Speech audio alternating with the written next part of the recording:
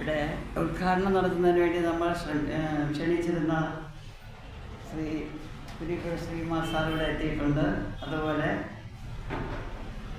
P K എസിൻ്റെ ജില്ലാ president Sunil Kumar S രണ്ടുപേരും തക്ക സമയത്ത് എത്തിയിട്ടുണ്ടായിരുന്നു. അപ്പോൾ ഏതായിരുന്നാലും നമ്മൾ നല്ലൊരു സദസ്സ് കിട്ടിയിരിക്കുന്നു. കാരണം ഇവിടെ നടത്തിക്കൊണ്ടിരിക്കുന്ന എൻഡോമെൻ്റ് തുകകൾ അതിൻ്റെ പലിശ നമ്മൾ പിൻവലിച്ച് ഏതായാലും നല്ല മാർക്ക് നേടിയ കുട്ടികൾ കൊളത്തൂർ സ്കൂളിലെ +2 SSLC പരീക്ഷയിൽ ഏറ്റവും കൂടുതൽ മാർക്ക് കിട്ടിയ കുട്ടിയെയാണ് നമ്മളിവിടെ വിളിച്ച് ഈ ഒരു സമ്മാനം നൽകുന്നത്. എന്തായിരുന്നാലും ഈ യോഗത്തിൻ്റെ സ്വാഗതം പറയുന്നതിന് വേണ്ടി ഇവിടുത്തെ ലൈബ്രറിയുടെ സെക്രട്ടറി ശ്രീ രാജീവ് അവരുടെ ക്ഷണിക്കുന്നു. മാന്യ സദസ്സിന് നമസ്കാരം. വേദിയിലും സദസ്സിലിരിക്കുന്ന വിശിഷ്ട വ്യക്തിത്വങ്ങളെ, സുഹൃത്തുക്കളെ, പ്രിയപ്പെട്ടവരെ, ശ്രീനാരായണ ഗുരുവിൻ്റെ 98ാമത് മഹാസമാധി ദിനാചരണം നാടെങ്ങും ആചരിക്കുകയാണ്. അതിൻ്റെ ഭാഗമായി നമ്മുടെ ഗ്രന്ഥശാലയിൽ കഴിഞ്ഞ ഒരാഴ്ചയായിട്ട് ഗുരുസമാധി ദിനാചരണം വിജയിപ്പിക്കുന്നതിന് വേണ്ടി വളരെ അശ്രാന്ത പരിശ്രമം നടത്തി. അതിൻ്റെ ഇന്ന് രാവിലെ തന്നെ അന്നദാനം നടത്തി, അതിനുശേഷം ഗുരുപൂജ നടത്തി. ഇന്ന് വൈകുന്നേരം പൊതുസമ്മേളനം നടക്കുകയാണ്. ഈ പൊതുസമ്മേളനത്തിൽ വെച്ച് നമ്മുടെ കൊളത്തൂർ സ്കൂളിൽ SSLC +2 വിഭാഗങ്ങളിൽ ഏറ്റവും ഉയർന്ന മാർക്ക് വാങ്ങി വിജയിച്ച വിദ്യാർത്ഥിനികൾക്ക് എൻഡോമെൻ്റ് കൊടുക്കുന്നു. അതോടൊപ്പം തന്നെ ഈ പ്രദേശത്തെ അർഹരായിട്ടുള്ള വിദ്യാർത്ഥികൾക്ക് പഠന സഹായം നൽകുന്നു, ചികിത്സാ സഹായം നൽകുന്നു തുടങ്ങിയ കാര്യങ്ങൾ ഈ ചടങ്ങിൽ വെച്ച് നടക്കുകയാണ്. പിന്നെ ഗുരുവിൻ്റെ ദർശനത്തിൻ്റെ പ്രസക്തി, ഗുരുവിൻ്റെ ആവശ്യകത ഇന്ന് വർദ്ധിച്ചു വരികയാണ്. ഗുരുവിനെ പല രീതിയിലും വ്യാഖ്യാനിക്കപ്പെടുന്ന ഒരു കാലഘട്ടമാണ്. ഗുരുവിനെ ഏത് തലത്തിൽ വെച്ച് കാണണമെന്നതിനെ സംബന്ധിച്ച് വ്യക്തികളുടെ സ്വാതന്ത്ര്യത്തിനനുസരിച്ച് തന്നെ അവർ ഗുരുവിനെ വ്യാഖ്യാനിക്കുന്നു. ഗുരുവിനെ ഇന്നും പഠിച്ചു തീർന്നിട്ടില്ല. ഗുരു ഇനിയും പഠിച്ചു തീരാത്ത വലിയൊരു നിഘണ്ടുവാണ് ഗുരുവിൻ്റെ ജീവചരിത്രം നമുക്ക് കാണാൻ കഴിയുന്നു. അതിനെ സംബന്ധിച്ച് ഞാൻ ആധികാരികമായി സംസാരിക്കുന്നില്ല. കാരണം ഉദ്ഘാടകൻ ഗുരുവിൻ്റെ ആവശ്യകതയും ഗുരുവിൻ്റെ പ്രസക്തിയും അത് സംബന്ധിച്ചൊക്കെ തന്നെ സംസാരിക്കും. എന്തായാലും ഞാൻ എൻ്റെ കർത്തവ്യത്തിലേക്ക് കടക്കുകയാണ്. സ്വാഗതം ആശംസിക്കുക എന്നുള്ളതാണ് എൻ്റെ കർത്തവ്യം. ആദ്യമായി ഞാൻ സ്വാഗതം പറയുന്നത് വിജയമേ ടീച്ചർക്കാണ്. വിജയമേ ടീച്ചർ കഴിഞ്ഞ 33 വർഷമായി ഈ ഗ്രന്ഥശാലയുടെ കമ്മിറ്റി അംഗവും അതുപോലെ വൈസ് പ്രസിഡന്റ്, പിന്നീട് വൈസ് പ്രസിഡന്റായി ഇപ്പോൾ പ്രസിഡന്റുമായിട്ട് ഈ ഗ്രന്ഥശാലയെ അശ്രാന്തം സേവിക്കുന്ന ഒരാളാണ്. ടീച്ചറിനെ സംബന്ധിച്ചിടത്തോളം ടീച്ചറിന് എന്തൊക്കെ തന്നെ ആരോഗ്യ പ്രശ്നമുണ്ടെങ്കിൽ പോലും ഈ ആരോഗ്യ പ്രശ്നങ്ങളെല്ലാം തന്നെ അതിജീവിച്ചുകൊണ്ട് ടീച്ചർ ഈ ഗ്രന്ഥശാലയുടെ പ്രവർത്തനങ്ങളിൽ സജീവമാണ്. ഇവിടെ ഗ്രന്ഥശാലയിൽ കഴിഞ്ഞ എത്രയും വർഷങ്ങളായി നമ്മൾ പർച്ചേസ് ചെയ്തുകൊണ്ട് വരുന്ന പുസ്തകങ്ങൾ സ്റ്റോക്ക് രജിസ്റ്റർ ചെയ്യുന്ന ഒരു ജോലി ടീച്ചർ മാത്രം ചെയ്യുന്ന ഒരു കൃത്യമാണ്. മാത്രമല്ല ഇവിടുത്തെ ബാലവേദിയുടെയും വനിതാവേദിയുടെയൊക്കെ തന്നെ പ്രവർത്തനങ്ങളിൽ പ്രത്യേക ശ്രദ്ധ കേന്ദ്രീകരിക്കുകയും ഗ്രന്ഥശാലയുടെ ഒരു മാർഗദർശിയുടെ തലത്തിൽ നിന്ന് ഗ്രന്ഥശാല നയിക്കാൻ പ്രാപ്തിയുള്ള ഒരു തലത്തിൽ നിൽക്കുന്ന ടീച്ചറിന് ഞാൻ ഈ നിങ്ങളുടെ പേരിലും ഗ്രന്ഥശാലയുടെ പേരിലും ഞാൻ നന്ദി സ്വാഗതം ആശംസിക്കുന്നു. നമ്മുടെ ഉദ്ഘാടകൻ ശ്രീ പൂരിപ്പുഴ ശ്രീനിവാസ നമ്മുടെ കേരളത്തിൽ ഇന്ന് അറിയപ്പെടുന്ന ഒരു കവിയാണ്. വളരെ അദ്ദേഹത്തിൻ്റെ അഭിപ്രായങ്ങൾക്ക് നേരത്തെ പറഞ്ഞ പോലെ അഭിപ്രായങ്ങൾ പലതരത്തിൽ വ്യാഖ്യാനിക്കുകയും അത് വെറുതെ വിവാദങ്ങൾ ഉണ്ടാക്കാൻ ശ്രമിക്കുകയും ചെയ്യുന്ന ഒരു പ്രവണത കൂടി കണ്ടുവരുന്നു. അദ്ദേഹത്തിൻ്റെ അഭിപ്രായങ്ങൾ നമുക്കൊക്കെ തന്നെ പറയാൻ കഴിയുന്ന അഭിപ്രായങ്ങൾ പോലെ തന്നെയാണ്. പൊതുവായ വിഷയങ്ങളിൽ, വിഷയമേതെന്ന് ഞാൻ പറയുന്നില്ല, അതൊക്കെ അദ്ദേഹം പറയും. പൊതുവായ വിഷയങ്ങളിൽ അഭിപ്രായങ്ങൾ പറയുമ്പോൾ അദ്ദേഹത്തിനെതിരെ പലതരത്തിലുള്ള പ്രതിഷേധ ധ്വനികൾ തന്നെ ഉയർന്നിട്ട് പോലും അദ്ദേഹത്തിന് നിലപാട് ഉറച്ചു നിൽക്കുന്ന വ്യക്തമായ നിലപാടുള്ള ഒരു കവി, വളരെ ചങ്കൂറ്റമുള്ള ഉറപ്പുള്ള ആങ്കുള്ള ഒരു കവി, പ്രമുഖനായ കവി എന്നത് വിശേഷിപ്പിക്കത്തക്ക തരത്തിൽ ഉയർന്നു നിൽക്കുന്ന ശ്രീ കുരുപ്പുഴ സാറിനെ ഞാൻ ആദരവോടെ സ്വാഗതം ചെയ്യും. നമ്മുടെ ഈ ഗ്രന്ഥശാലയുടെ പ്രവർത്തകനായിരുന്ന, ഇപ്പോഴും പ്രവർത്തകനായിട്ടുള്ള നമ്മുടെ തിരുവനന്തപുരം നഗരസഭയുടെ പൊതുമരാമത്ത് സ്റ്റാൻഡിംഗ് കമ്മിറ്റി ചെയർമാൻ ശ്രീ മേടൽ വിക്രമൻ ഈ ഗ്രന്ഥശാലയുടെ പ്രവർത്തകനായിരുന്നു. ഇപ്പോൾ അദ്ദേഹത്തിൻ്റെ സമയക്കുറവ് കൊണ്ട് അദ്ദേഹം രംഗത്ത് വരുന്നില്ലെങ്കിൽ പോലും ഗ്രന്ഥശാലയുടെ എല്ലാ കാര്യങ്ങളിലും ഇടപെടുന്നു. അദ്ദേഹത്തിൻ്റെ ഒരു പ്രത്യേക ശ്രദ്ധ മൂലം നമ്മുടെ ഗ്രന്ഥശാലയ്ക്ക് 15 ലക്ഷം രൂപ തിരുവനന്തപുരം നഗരസഭയിൽ നിന്നും ഇവിടുത്തെ ഈ കെട്ടിടത്തിൻ്റെ മെയിൻ്റനൻസിന് വേണ്ടി അനുവദിച്ചിട്ടുണ്ട്. ആ പൈസ മുഖാന്തരമുള്ള മറ്റ് മെയിൻ്റനൻസ് വർക്കുകളും അതിൻ്റെ എസ്റ്റിമേറ്റും അതിൻ്റെ ടെൻഡറിങ്ങൊക്കെ തന്നെ പിന്നാലെ നടക്കും. എന്നാലും അദ്ദേഹത്തിൻ്റെ ഒരു പ്രത്യേക താല്പര്യം ഈ ഗ്രന്ഥശാലയോട് ഉള്ള കൂറ് അദ്ദേഹം വ്യക്തമാക്കി തന്നു. അങ്ങനെ നമുക്ക് അത്രയും തന്നെ സഹായം ചെയ്തിട്ടുള്ള ഗ്രന്ഥശാല പ്രവർത്തനം കൂടിയായിട്ടുള്ള നമ്മുടെ മരാമത്ത് കമ്മിറ്റി സ്റ്റാൻഡിംഗ് കമ്മിറ്റി ചെയർമാൻ, എൻ്റെ സുഹൃത്ത് കൂടിയായിട്ടുള്ള ശ്രീ മേടൽ വിക്രമനെ ആദരവോടെ സ്വാഗതം ചെയ്യുന്നു. അടുത്തതായി മുഖ്യാതിഥിയായിട്ടുള്ളത് സുനിൽകുമാർ എസ്, നമ്മുടെ പട്ടിക ക്ഷേമ സമിതിയുടെ ജില്ലാ പ്രസിഡന്റാണ്. കഴിഞ്ഞ പ്രാവശ്യം പല പ്രാവശ്യവും അദ്ദേഹം ഇവിടെ നമ്മുടെ ഈ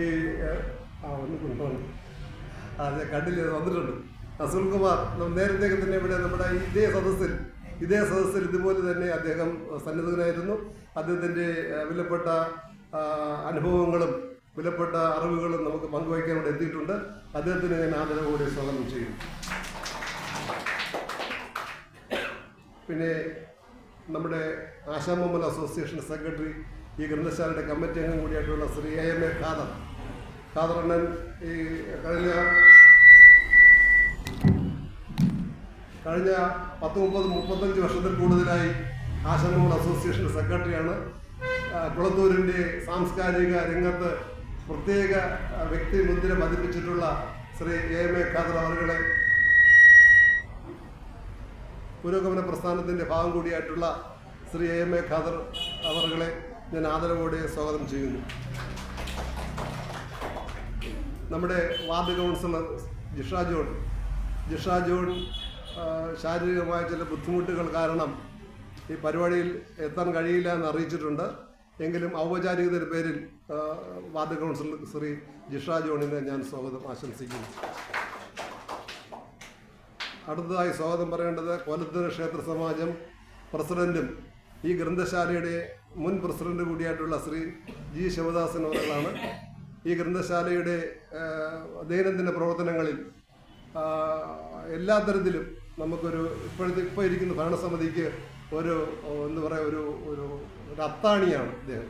ഒരു ആശ്രിതന നമ്മുടെ എല്ലാം തന്നെ നമുക്കെല്ലാം തന്നെ ഒരു ആത്മബലം തരുന്ന ഒരു പ്രവർത്തനമാണ് അദ്ദേഹം ഇവിടെ ചെയ്യുന്നത്. അദ്ദേഹത്തിന് ഇവിടെ ഈ നാട്ടുകാർക്കെല്ലാം സുപരിചിതനാണ്. അദ്ദേഹത്തിന് ഞാൻ ഈ ഗ്രന്ഥശാലയുടെ പേരിൽ നിങ്ങളുടെ പേരിൽ ഞാൻ സ്വാഗതം ആശംസിക്കുന്നു.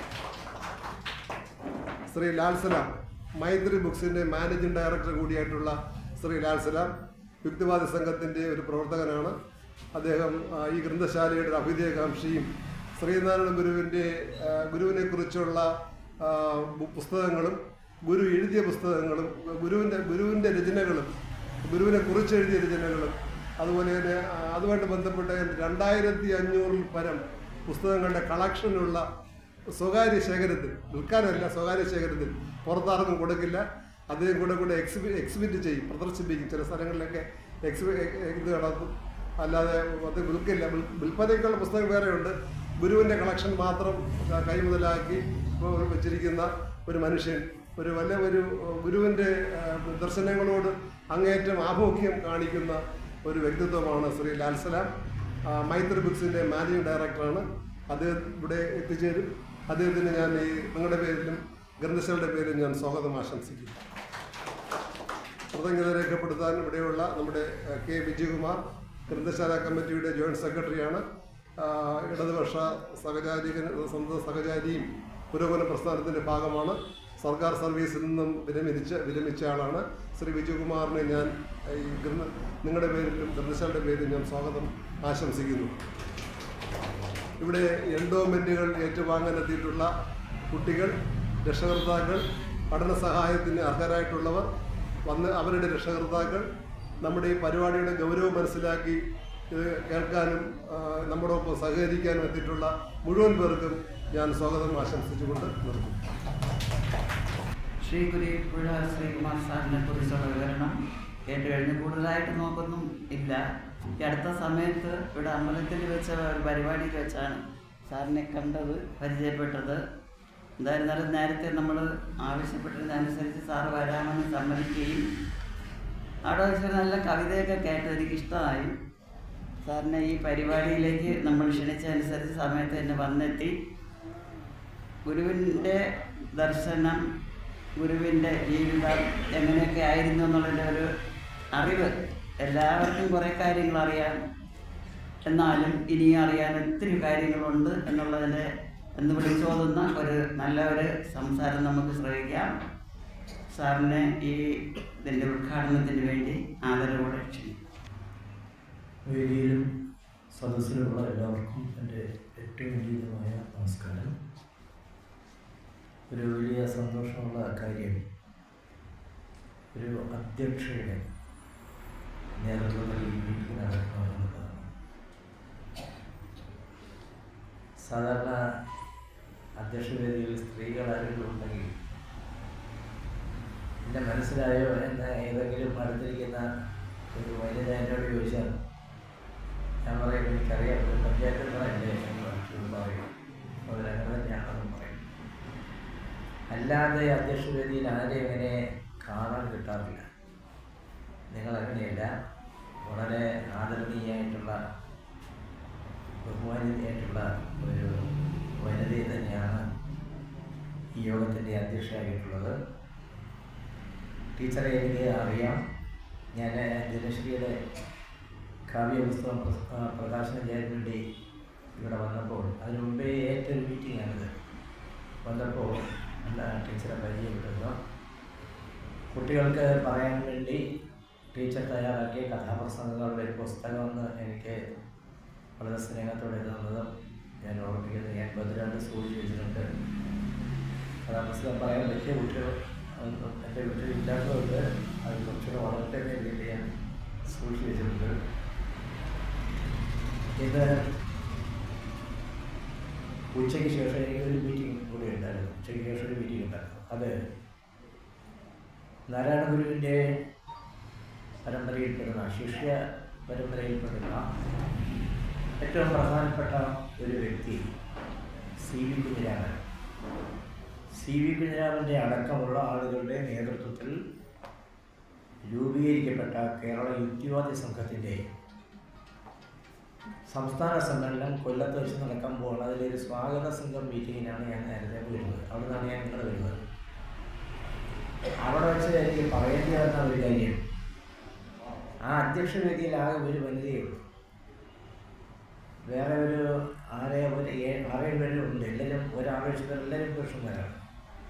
അപ്പോൾ ഈ വനിതയാണെങ്കിൽ രണ്ടാമതിരിക്കുകയാണ്, ബാക്ക് സീറ്റിലാണ് ഈ വനിത ഇരിക്കുന്നത്. അപ്പോൾ എല്ലാവരും കൂടെ ചേർന്ന് വന്ന് നിരന്ന് നിന്നൊരു ഫോട്ടോ എടുക്കണമെന്ന സ്ഥിതി വന്നപ്പോൾ ഞാൻ അവരോട് പറഞ്ഞു, ഒരു വനിത കൂടെ പോലും വരണം, മുമ്പോട്ട് വന്ന് നിൽക്കണമെന്ന് പറഞ്ഞാൽ അനുസരിച്ച് അവർ മുമ്പിലോട്ട് വന്ന് ഫോട്ടോയ്ക്ക് ഇരിക്കുകയായിരുന്നു. ഇവിടെ അങ്ങനെയല്ല. ഈ വനിതയെ ഒഴിവാക്കിക്കൊണ്ട് ഒരു ഫോട്ടോ എടുക്കാൻ സാധിക്കില്ല. അധ്യക്ഷത തന്നെയാണ് വനിത. ഈ കണ്ടെത്തലിനും ഈ അംഗീകാരത്തിനും തീർച്ചയായിട്ടും ഈ ലൈബ്രറിയുടെ ഭാരവാഹികളെ ഞാൻ അഭിനന്ദിക്കുന്നു. വളരെ പഴക്കമുള്ള ലൈബ്രറിയാണ്. എല്ലാം നമ്മുടെ ലൈബ്രറി കൗൺസിൽ, അതിന് ഒരു പഴയ രൂപമായ ഗ്രന്ഥശാല സംഘം ആരംഭിക്കുന്നതിനൊക്കെ മുമ്പേ ആരംഭിച്ച ഒരു പ്രസ്ഥാനമാണ് ഇത്. പത്രാധിപർ കെ.എസ്. കുമാരൻ്റെ പ്രസംഗം കൊണ്ട് വളരെയധികം കേരളത്തിൽ ശ്രദ്ധിക്കപ്പെട്ട ഒരു ലൈബ്രറിയാണ് എന്നെനിക്കറിയാം.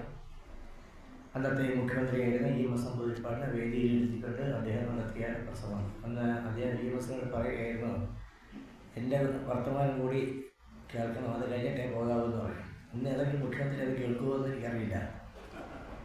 ഇ.എം.എസ്. അവിടെ ഇരുന്നു. കേരളത്തിലെ ആദ്യത്തെ മുഖ്യമന്ത്രിയാണ്. കേരളം ഉണ്ടായതിനു ശേഷം ആദ്യത്തെ ഒരുപാട് തലവേദന പിടിച്ച പ്രശ്നങ്ങളാണ്. ഭൂനിയമം ഉണ്ടാക്കണം, വിദ്യാഭ്യാസ നിയമം ഉണ്ടാക്കണം, ഒരുപാട് പ്രശ്നങ്ങളാണ്. 100 തരങ്ങൾ ഒരു പ്രശ്നമാണ്. എന്നിട്ട് കൂടിയും ഇവിടെ അധ്യക്ഷ വേദിയിൽ EMS ഒരുപാട് ഇരുന്നു. പത്രാധിപർ KS കുമാരൻ്റെ പ്രസംഗം അദ്ദേഹം കേട്ടു, ശ്രദ്ധയോടെ കേട്ടു. അതിനുശേഷമാണ് അദ്ദേഹം പോയത്. അദ്ദേഹം EMSൻ്റെ മുമ്പിൽ വെച്ച് നടത്തിയ പ്രസംഗത്തിൻ്റെ പൊരുൾ തീർച്ചയായിട്ടും നിങ്ങൾക്ക് അറിയാം. സംവരണം സംബന്ധിച്ചും ജാതീയമായ വിഭാഗീയതകൾ ഇല്ലാതാക്കുന്നതിനെക്കുറിച്ചും അതൊക്കെ അതിൻ്റെ ആശയമായിട്ട് വരുന്നൊരു പ്രസംഗമാണെന്ന് നമുക്കെല്ലാവർക്കും അറിയാം.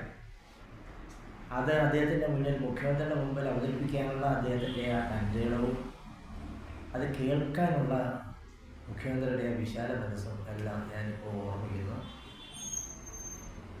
ഇവിടെ വെച്ചുള്ള ചിത്രങ്ങളൊക്കെ വളരെ ശ്രദ്ധേയങ്ങളായ ചിത്രങ്ങളാണ്. അടിസ്ഥാനപരമായി ഞാൻ രാമരാജ്യത്തെ ഇഷ്ടപ്പെടുന്ന ആളാണ് എന്ന് പറയുന്നത് വഴി ഹിന്ദുമതത്തിൻ്റെ വഴിയാണ് ശരി എന്ന് ഇന്ത്യക്കാരോട് പറഞ്ഞ മഹാത്മാഗാന്ധിയുടെ പടമാണ് പ്രധാനപ്പെട്ട ഒരു പടമാണുള്ളത്. മഹാത്മാഗാന്ധിയുടെ ചിത്രത്തിനേക്കാൾ ഉയരെ വെച്ചിരിക്കുന്നത് ഹിന്ദുമതം ഉപേക്ഷിച്ച ഡോക്ടർ BR അംബേദ്കറുടെ ചിത്രമാണ്. നല്ല പ്രധാനപ്പെട്ട രണ്ട് കാര്യങ്ങളാണ് അത് എന്നാണ് എനിക്ക് തോന്നുന്നത്. അംബേദ്കർ പറഞ്ഞത്, ഞാൻ ഹിന്ദുവായിട്ട് ജനിച്ചു, ഹിന്ദുവായിട്ട് മരിക്കില്ല എന്നതാണ്. ഹിന്ദുവായിട്ട് ജനിച്ചു പോയതുകൊണ്ട് അംബേദ്കർ അനുഭവിക്കേണ്ടി വന്ന എണ്ണമില്ലാത്ത വിഷമങ്ങൾ, വേദനകൾ, ഇതെല്ലാം പല സന്ദർഭങ്ങളിൽ അദ്ദേഹം നിർത്തി പറയുന്നുണ്ട്. അതുകൊണ്ട് അങ്ങനെ പെട്ടുപോയി ഞാനെങ്കിലും ഞാൻ മരിക്കുന്ന സമയത്ത് ഒരിക്കലും ഹിന്ദുവായി മരിക്കില്ല എന്ന് പറഞ്ഞ ആളാണ്. എൻ്റെ പടമാണ് ഏറ്റവും കൂടുതൽ ഇഷ്ടപ്പെട്ടത്. ഞാനവിടെ പോയിട്ടുണ്ട്. നാഗ്പൂരിലെ ദീക്ഷഭൂമി എന്ന് പറയുന്ന സ്ഥലത്ത് പോയിട്ടുണ്ട്. ആയിരക്കണക്കിന് ആളുകളുമായിട്ട് അദ്ദേഹം ഈ ദീക്ഷഭൂമിയിലെത്തുകയും അന്നത്തെ ഹിന്ദുമതക്കാരുടെ ശരീരത്തെ നിയമമായ മനുസ്മൃതി എന്ന് പറഞ്ഞ പുസ്തകം പരസ്യമായിട്ട് കത്തിച്ചു കളയുകയും ചെയ്തു. അദ്ദേഹത്തിൻ്റെ ബുദ്ധമത ആചാരപ്രകാരം അടക്കിയ സ്ഥലവും ബോംബെയിലാണ്. അവിടെ ഞാൻ പോയി കണ്ടിട്ടുണ്ട്. അന്ന് അദ്ദേഹം പറഞ്ഞതാണ് അദ്ദേഹത്തിൻ്റെ പുതിയ മാർഗം എന്തെല്ലാമാണെന്ന് ഡോക്ടർ അംബേദ്കർ വിശദീകരിച്ചു. എന്തുകൊണ്ട് അംബേദ്കർ ഞാൻ ഹിന്ദുമതക്കാരനായിട്ട് തുടരാൻ ആഗ്രഹിക്കുന്നില്ല എന്ന് പറഞ്ഞ ആളാണ് ഭരണഘടനാ ശില്പിയായിട്ടുള്ള നമ്മളുടെ ഡോക്ടർ BR അംബേദ്കർ. അദ്ദേഹത്തിൻ്റെ ചിത്രം വളരെ ഉയരത്തിൽ ഈ ലൈബ്രറി സൂക്ഷിച്ചിരിക്കുന്നു എന്നുള്ളത് തീർച്ചയായിട്ടും എന്നെ ആകർഷിച്ചൊരു കാര്യമാണ്. അതിനെ ഭാരവാഹികളെ ഞാൻ അഭ്യർത്ഥിക്കുന്നു. നാരായണ ഗുരു ഞങ്ങളെ പോലെ തന്നെ എന്നെയും ഏറെ സ്വാധീനിച്ച ഒരു വ്യക്തിയാണ്. നമ്മളാരും അദ്ദേഹത്തെ കണ്ടിട്ടില്ല, എങ്ങനെ കൂടിയും എൻ്റെ തറവാട്ടിലെ ചില കാരണവന്മാർ അദ്ദേഹത്തെ കണ്ടിട്ടുണ്ട്. എൻ്റെ തറവാട്ടിലെ ഒരു അപ്പച്ചയ്ക്ക് അദ്ദേഹം ഗൗരി എന്ന് പേരിട്ടിട്ടുണ്ട്. അതൊക്കെ പറഞ്ഞു കേട്ട അറിവുകളാണ്. അല്ലാതെ നമ്മളാരും തന്നെ അദ്ദേഹത്തെ കണ്ടിട്ടില്ല എങ്കിലും അദ്ദേഹത്തിൻ്റെ ആശയങ്ങൾ നമ്മളെ അത്ഭുതപ്പെടുന്ന രീതിയിൽ ഇപ്പോഴും നിലനിൽക്കുന്നു എന്നുള്ളതാണ്. ആശയങ്ങൾ എന്ന് പറയുന്നത് മനുഷ്യന് വേണ്ടിയിട്ടുള്ള ആശയങ്ങൾ. മനുഷ്യനായിരുന്നു അദ്ദേഹത്തിൻ്റെ ഏറ്റവും പ്രധാനപ്പെട്ട ചിന്താവിഷയം. അദ്ദേഹത്തിൻ്റെ ചിന്തയിൽ ഏറ്റവും വലിയ ദുഃഖവും മനുഷ്യനായിരുന്നു. മനുഷ്യൻ ഇങ്ങനെയായിപ്പോയല്ലോ എന്നുള്ള സങ്കടം ആയിരുന്നു അദ്ദേഹത്തെ നയിച്ചിരുന്നത്. മനുഷ്യൻ ഇങ്ങനെയാകാൻ പാടില്ല എന്ന ചിന്തയാണ് അദ്ദേഹത്തെ നയിച്ചത്. അതുകൊണ്ടാണ് അദ്ദേഹം മനുഷ്യന് മാത്രമാണ് പ്രാധാന്യം കൊടുത്തുകൊണ്ടുള്ള അദ്ദേഹത്തിൻ്റെ വർത്തമാനങ്ങൾ നടത്തുന്നത്. കേരളത്തിലെ ആദ്യത്തെ ലൈബ്രറി എന്ന് പറയാവുന്നത് തിരുവനന്തപുരം പബ്ലിക് ലൈബ്രറിയാണ്. സ്വാതി തിരുനാളിൻ്റെ കാലത്ത് സ്ഥാപിക്കപ്പെട്ട ലൈബ്രറിയാണ്. ഒരിക്കൽ പോലും ശ്രീനാരായണ ഗുരുവിന് അവിടെ കയറാൻ കഴിയുന്നില്ല. പക്ഷേ തിരുവനന്തപുരം പബ്ലിക് ലൈബ്രറിക്ക് കേരളത്തിൽ വേറെ ഒരു ബ്രാഞ്ചുമില്ല. ഈ ലൈബ്രറി അല്ലാതെ വേറെ ഒരിടത്തും ലൈബ്രറിയുടെ യാതൊരു ശാഖകളുമില്ല. പക്ഷെ നാരായണ ഗുരു അവിടെ പ്രവേശനം ഇല്ലാതിരുന്ന നാരായണ ഗുരുവിൻ്റെ പേരിലാണെങ്കിൽ കേരളത്തിൽ 100 കണക്കിന് ലൈബ്രറികളാണ് ഉള്ളത് എന്നത് ചരിത്രം നമുക്ക് ചൂണ്ടിക്കാണിച്ചതിന് വലിയ ഉദാഹരണമാണ്. രാജാവിൻ്റെ കുടുംബക്കാർക്കും സാഹിബന്മാർക്കും മാത്രം കയറുവാൻ അവകാശം ഉണ്ടായിരുന്ന തിരുവനന്തപുരം പബ്ലിക് ലൈബ്രറി നാരായണ ഗുരുവിനോ അയ്യങ്കാളിക്കോ ഒന്നും അങ്ങോട്ട് 4 അയ്യത്ത് കയറാൻ സാധിക്കില്ലായിരുന്നു. ഈ ഇടയ്ക്ക് കേരള സർക്കാർ വളരെ നല്ലൊരു കാര്യം ചെയ്തു. അതായത് കുട്ടികളായിട്ടുള്ള എഴുത്തുകാരുടെ പുസ്തകങ്ങളെല്ലാം കളക്ട് ചെയ്ത് പ്രദർശിപ്പിച്ചു. കനകത്ത് നോട്ടാണ് ആദ്യമായിട്ടാണ് അങ്ങനെ സംഭവം നടക്കുന്നത്. നമ്മുടെ കുട്ടികൾ 10ാം ക്ലാസ് വരെ 12ാം ക്ലാസ് വരെയുള്ള ക്ലാസ്സുകളിൽ പഠിക്കുന്ന കുട്ടികളുടെ പുസ്തകങ്ങൾ 1000-ലധികം ഉണ്ട് മലയാളത്തിൽ. അവർ പലരും ആ വിദ്യാർത്ഥി മേഖലയെല്ലാം കഴിഞ്ഞ് ഡോക്ടറായിട്ടും എഞ്ചിനീയർമാരായിട്ടും അധ്യാപകരായിട്ടും എല്ലാം മാറിയിട്ടുണ്ട്. അങ്ങനെയുള്ളൊരു വലിയ ഗ്രന്ഥശേഖരം കുട്ടികളുടേത് മാത്രമാണ് കേരളത്തിലുണ്ട്. കുട്ടിക്കാലത്ത് തന്നെ 25,000-ത്തിലധികം ചിത്രങ്ങൾ വരച്ചിട്ട് 7 വയസ്സാവുന്നതിന് മുമ്പ് മരിച്ചുപോയ ക്ലിൻ്റ് കുഞ്ഞുങ്ങളുടെ പ്രതിഭ കേരളത്തെ അത്ഭുതപ്പെടുത്തിയ പ്രതിഭയാണ് കുഞ്ഞുങ്ങളുടെ പ്രതിഭ. അപ്പോൾ ഇപ്പം കിട്ടുന്ന കുട്ടികളുടെ പുസ്തകങ്ങളെല്ലാം സമാഹരിച്ച് കേരള സർക്കാർ കന്യാകുമാരി കൊട്ടാരത്തിൽ ഒരു പ്രദർശനം സംഘടിപ്പിച്ചു. ഈ രചയിതാക്കളെല്ലാം അവിടെ വിളിച്ചു. അവരെല്ലാം വിദ്യാർത്ഥികളാണ്. ഇപ്പോൾ 10ാം ക്ലാസ്സിലും 12ാം ക്ലാസ് വരെയുള്ള ക്ലാസ്സുകളിൽ പഠിക്കുന്ന വിദ്യാർത്ഥികൾ. അവരെല്ലാം വന്നു. ഏതാണ്ട് 3 ദിവസം കേരളത്തിലെ പ്രധാനപ്പെട്ട എഴുത്തുകാരെ എല്ലാവരുടെ അതിഥികളായി വിളിച്ചുകൊണ്ട് 3 സ്ഥലങ്ങളിൽ മണ്ടുവിളയിൽ, കന്യാകുമാരി കൊട്ടാരത്തിലും ബാലഭവനിലുമായിട്ട് വലിയൊരു ക്യാമ്പ് കേരള സർക്കാർ നടത്തി. അന്ന് കേരളത്തിൻ്റെ വിദ്യാഭ്യാസ വകുപ്പ് മുതൽ പറഞ്ഞൊരു കാര്യം, അടുത്ത വർഷങ്ങളിൽ തിരഞ്ഞെടുക്കപ്പെടുന്ന 100 വിദ്യാർത്ഥികളുടെ പുസ്തകങ്ങൾ സർക്കാർ സൗജന്യമായി പ്രസിദ്ധീകരിച്ചിട്ടുള്ളതാണ്. ഏറ്റവും കൂടുതൽ വായിക്കുന്ന കുട്ടിക്ക് ഗ്രീസ് മാർക്ക് കൊടുക്കും. നമ്മൾ മുമ്പൊക്കെ കണ്ടിട്ടുള്ള കാര്യങ്ങളതൊക്കെ. പൊതുവിദ്യാഭ്യാസം ശക്തമായതിനെ തുടർന്ന് എല്ലാവരും പഠിക്കണമെന്ന് താല്പര്യമുള്ള സർക്കാർ ചെയ്തിരിക്കുന്നത് കുട്ടികളെ അവിടെ ചെന്ന് കൊണ്ടാക്കിയാലോ മതി. അവർക്ക് വേണമെങ്കിൽ യൂണിഫോം സർക്കാർ കൊടുക്കും, രാവിലെ ഉച്ചയ്ക്കുള്ള ഭക്ഷണം സർക്കാർ കൊടുക്കും, പുസ്തകങ്ങളെല്ലാം സർക്കാർ കൊടുക്കും. പഠിച്ചാൽ മാത്രം മതി. കുട്ടികളെ ആരെയും തല്ലാൻ പാടില്ല. കുട്ടികൾ തന്നെ അഭിപ്രായം അനുസരിച്ച് തോറ്റവരെ പരിഹസിക്കാൻ പാടില്ല. ഇതൊക്കെ നടക്കുന്ന സ്ഥലത്താണ് സാഹിത്യത്തിൽ പുസ്തക വായനയിൽ താല്പര്യമുള്ള വിദ്യാർത്ഥികൾക്ക് ഗ്രേസ് മാർക്ക് കൊടുക്കും എന്ന് പറയുന്നത്. സാധാരണഗതിയിൽ ഗ്രേസ് മാർക്ക് കിട്ടുന്നത് ഓടാനും ചാടാനും ഒക്കെ കഴിവുള്ള കുട്ടികൾക്കോ അല്ലെങ്കിൽ സംസ്ഥാന സ്കൂൾ കലോത്സവത്തിൽ നൃത്തത്തിനും മറ്റ് കലാപരിപാടികൾക്കും എ ഗ്രേഡ് കിട്ടുന്ന കുട്ടികൾക്കോ ഒക്കെയാണ് ഗ്രേസ് മാർക്ക് കിട്ടുന്നത്. വായിക്കുന്ന കുഞ്ഞുങ്ങൾക്ക് ഗ്രേസ് മാർക്ക് കൊടുക്കുന്നുണ്ട് സർക്കാർ പ്രഖ്യാപിച്ചിരിക്കുകയാണ്. സർക്കാരുമായിട്ട് ഒരുപാട് അഭിപ്രായ വ്യത്യാസങ്ങൾ ഉള്ളവരാണ്. പക്ഷേ ഇത്തരം നല്ല കാര്യങ്ങൾ കാണുമ്പോൾ നമുക്ക് പറയാതിരിക്കാൻ പറ്റില്ല. ഒരുപാട് പല അഭിപ്രായ വ്യത്യാസങ്ങളുണ്ട്. അയ്യപ്പ സംഗമം അടക്കം എനിക്ക് യോജിക്കുന്ന അടിസ്ഥാന കാര്യങ്ങളാണ്. പക്ഷേ മുമ്പൊന്നും ചെയ്തിട്ടില്ലാത്ത രീതിയിൽ കുട്ടികളിലെ എഴുത്തുകാരെ വളർത്താൻ ഈ സർക്കാർ ശ്രമിക്കുന്നുണ്ട്. കുഞ്ഞുങ്ങളെ വളർത്തിയെടുക്കുന്നതാണ് കുട്ടികളുടെ കാര്യത്തിൽ വലിയ ശ്രദ്ധ നാരായണഗുരു അടക്കമുള്ള ആളുകൾക്കുണ്ടായിരുന്നു. മഹാത്മാഗാന്ധി നാരായണഗുരു അടുത്തടുത്തിരിക്കുമ്പോൾ ഉണ്ടാകുന്ന മുഖാമുഖം നോക്കിയിരിക്കുമ്പോൾ ഉണ്ടാകുന്നൊരു കാര്യം, മഹാത്മാഗാന്ധി എപ്പോഴും കയ്യിൽ വെച്ചിരുന്ന പുസ്തകമാണ് ഭഗവത്ഗീത. ഭഗവത്ഗീതയെ വ്യാഖ്യാനിക്കുക, ഭഗവത്ഗീതയ്ക്ക് അനുസരിച്ച് ജീവിക്കാൻ ശ്രമിക്കുക, ഭഗവത്ഗീതയിൽ നിന്ന് ഉദാഹരണങ്ങൾ എടുത്ത് കാട്ടിക്കുന്ന സാമൂഹിക പ്രശ്നങ്ങൾ നേരിടുക, ഇതൊക്കെയാണ് ഗാന്ധി ചെയ്തിരുന്നെങ്കിൽ ഭഗവത്ഗീതയെക്കുറിച്ച് ഒരു വാക്ക് പോലും പറയാത്ത ഒരാളാണ് നാരായണഗുരു. എന്തുകൊണ്ടാണ് നാരായണഗുരു ഭഗവത്ഗീതയെക്കുറിച്ച് സംസാരിക്കാതെ ഇരുന്നത്? ഈ വിഷയം എം.വി. ദേവൻ്റെ ഒരു ലേഖന സമാഹാരമുണ്ട്. അതിനകത്ത് വളരെ നന്നായിട്ട് എം.വി. ദേവൻ ചർച്ച ചെയ്യുന്നുണ്ട്. എന്തുകൊണ്ടാണ് ഭഗവത്ഗീതയെ ഒരു പ്രധാനപ്പെട്ട പുസ്തകമായിട്ട് അംഗീകരിക്കുകയോ ഭഗവത്ഗീതയ്ക്ക് വ്യാഖ്യാനം എഴുതുകയോ ചെയ്യാതിരുന്നത് നാരായണഗുരു? അങ്ങനെ അത് അന്വേഷിക്കാൻ നമുക്ക് മനസ്സിലാക്കുന്നൊരു കാര്യം നമ്മൾ ജാതി വ്യവസ്ഥയെ അംഗീകരിക്കുന്ന ഒരു പുസ്തകമാണ് ഭഗവത്ഗീത എന്നുള്ളതുകൊണ്ട് ജാതി വ്യവസ്ഥയെ അംഗീകരിക്കാത്ത നാരായണഗുരുവിന് ആ പുസ്തകത്തെ കൊണ്ട് നടക്കാൻ സാധ്യമല്ല. അതേസമയം മഹാത്മാഗാന്ധി ആണെങ്കിലോ വർണ്ണവ്യവസ്ഥ അത്യാവശ്യമാണ് എന്ന് കരുതിയിരുന്ന ഒരാളാണ്. കുലത്തൊഴിൽ ഉണ്ടാകണമെന്ന് കരുതിയിരുന്ന ഒരാളാണ്. ചില ആളുകൾ പറയുന്നില്ലേ, എന്തുകൊണ്ട് കൃഷിയില്ലാതായതിന് കുറച്ച് കാരണങ്ങളുണ്ട്. ആ കാരണങ്ങളിൽ ഒരു പ്രധാനപ്പെട്ട കാര്യം, പലരും പറയുന്ന കാര്യം എന്ന് പറഞ്ഞാൽ ഉൽപ്പന്നങ്ങൾക്ക് വില കിട്ടുന്നില്ല ഒരു കാര്യം, വളം കിട്ടുന്നില്ല ഒരു കാര്യം, അങ്ങനെയൊക്കെയുള്ള ഒരുപാട് കാര്യങ്ങൾ പലരും പറയാം. പക്ഷേ ഈ പ്രധാനപ്പെട്ട കാര്യം എന്താണെന്ന് വെച്ചാൽ തൊഴിലാളിയെ കിട്ടുന്നില്ല എന്നുള്ളതാണ്. എന്തുകൊണ്ടാണ് തൊഴിലാളിയെ കിട്ടാത്തത്? തൊഴിലാളിക്ക് മാന്യത കൽപ്പിക്കാത്ത ഒരു സമൂഹമായിരുന്നു നമ്മുടെ സമൂഹം എന്നുള്ളതുകൊണ്ട്. തൊഴിലാളിക്ക് മാന്യത കൽപ്പിക്കാത്ത ഒരു സമൂഹം. ഓരോരുത്തർക്കും ഓരോ തൊഴിൽ പറഞ്ഞിട്ടുണ്ട്. നിന്റെ കുലത്തൊഴിലാണ് ഇത് എന്ന് പറയുന്നത്. കുലത്തൊഴിൽ എന്നൊരു തൊഴിൽ ഇല്ല എന്നാണ് ഞാൻ വിചാരിക്കുന്നത്. അങ്ങനെ ഒരു സംഭവമില്ല. ഒരാൾ കുലത്തൊഴിലനുസരിച്ച് മുടി മുറിക്കുന്ന ആളാണെങ്കിൽ ഒരു സുപ്രഭാതത്തിൽ ചെന്ന് ആരുടെയെങ്കിലും ഒരു മുടി മുറിക്കാൻ പറ്റുമോ? ഒരിക്കലും സാധ്യമല്ല. ഒരാളുടെ കുലത്തൊഴിലനുസരിച്ച് ഞങ്ങൾ കാർപ്പൻ്റർ ആണെങ്കിൽ ഒരു സുപ്രഭാതത്തിൽ ചെന്ന് ഒരു കസേര ഉണ്ടാക്കി കാണിക്കാൻ പറ്റുമോ? സാധ്യമല്ല. പരിശീലനമില്ലാതെ ഒരു തൊഴിലും ചെയ്യാൻ സാധ്യമല്ല. അപ്പോൾ കുലത്തൊഴിലിൻ്റെ അർത്ഥം എന്താണ്? സ്വാഭാവികമായിട്ട് ജന്മനാ നമുക്ക് ഈ അറിവുകൾ ഉണ്ടാവണ്ടേ? ഞാൻ മുടി മുറിക്കുന്ന മുഖം പഠിച്ചു കൊടുക്കുന്ന ഒരാളുടെ മകനാണെങ്കിൽ എനിക്ക് ജന്മനാ തന്നെ അത് ഉണ്ടാവണ്ടേ? എന്നല്ലേ കുലത്തൊഴിൽ പറയാൻ പറ്റുള്ളൂ. പക്ഷെ ഞാൻ വിചാരിച്ച ഒരാളുടെയും മുഖം മുറിവില്ലാതെ സുന്ദരമാക്കി കൊടുക്കാൻ സാധിക്കില്ല. കാര്യം എന്തുകൊണ്ടാണ് എനിക്ക് ആ പരിശീലനം കിട്ടിയിട്ടില്ല എന്നുള്ളതുകൊണ്ടാണ്. മരം കയറണമെങ്കിൽ അച്ഛൻ മരം കയറ്റക്കാരനായിരുന്നു എന്നുള്ളതുകൊണ്ട് ഒരു മകൻ പെട്ടെന്ന് കയറി ചാടിക്കയറി തെങ്ങി കയറാൻ പറ്റുമോ? ഒരിക്കലും പറ്റില്ല. പലതവണ ശ്രമിച്ച് പരാജയപ്പെട്ട് വിജയിച്ചാണ് ഒരാൾ തെങ്ങിൽ കയറുന്നത്. ഏത് വിഷയം കുടവും കല്ലും ഉണ്ടാക്കുന്ന ഒരാളുടെ മകന് ആ അച്ഛൻ്റെ മകനായി പോയി എന്നുള്ള ഒറ്റ കാര്യം കൊണ്ട് കുടവും കല്ലും ഉണ്ടാക്കാൻ സാധിക്കുമോ? സാധിക്കില്ല. അതാണ് കുലത്തുള്ള സംഭവം ഇല്ല. വെറുതെ പറയാനാണ്.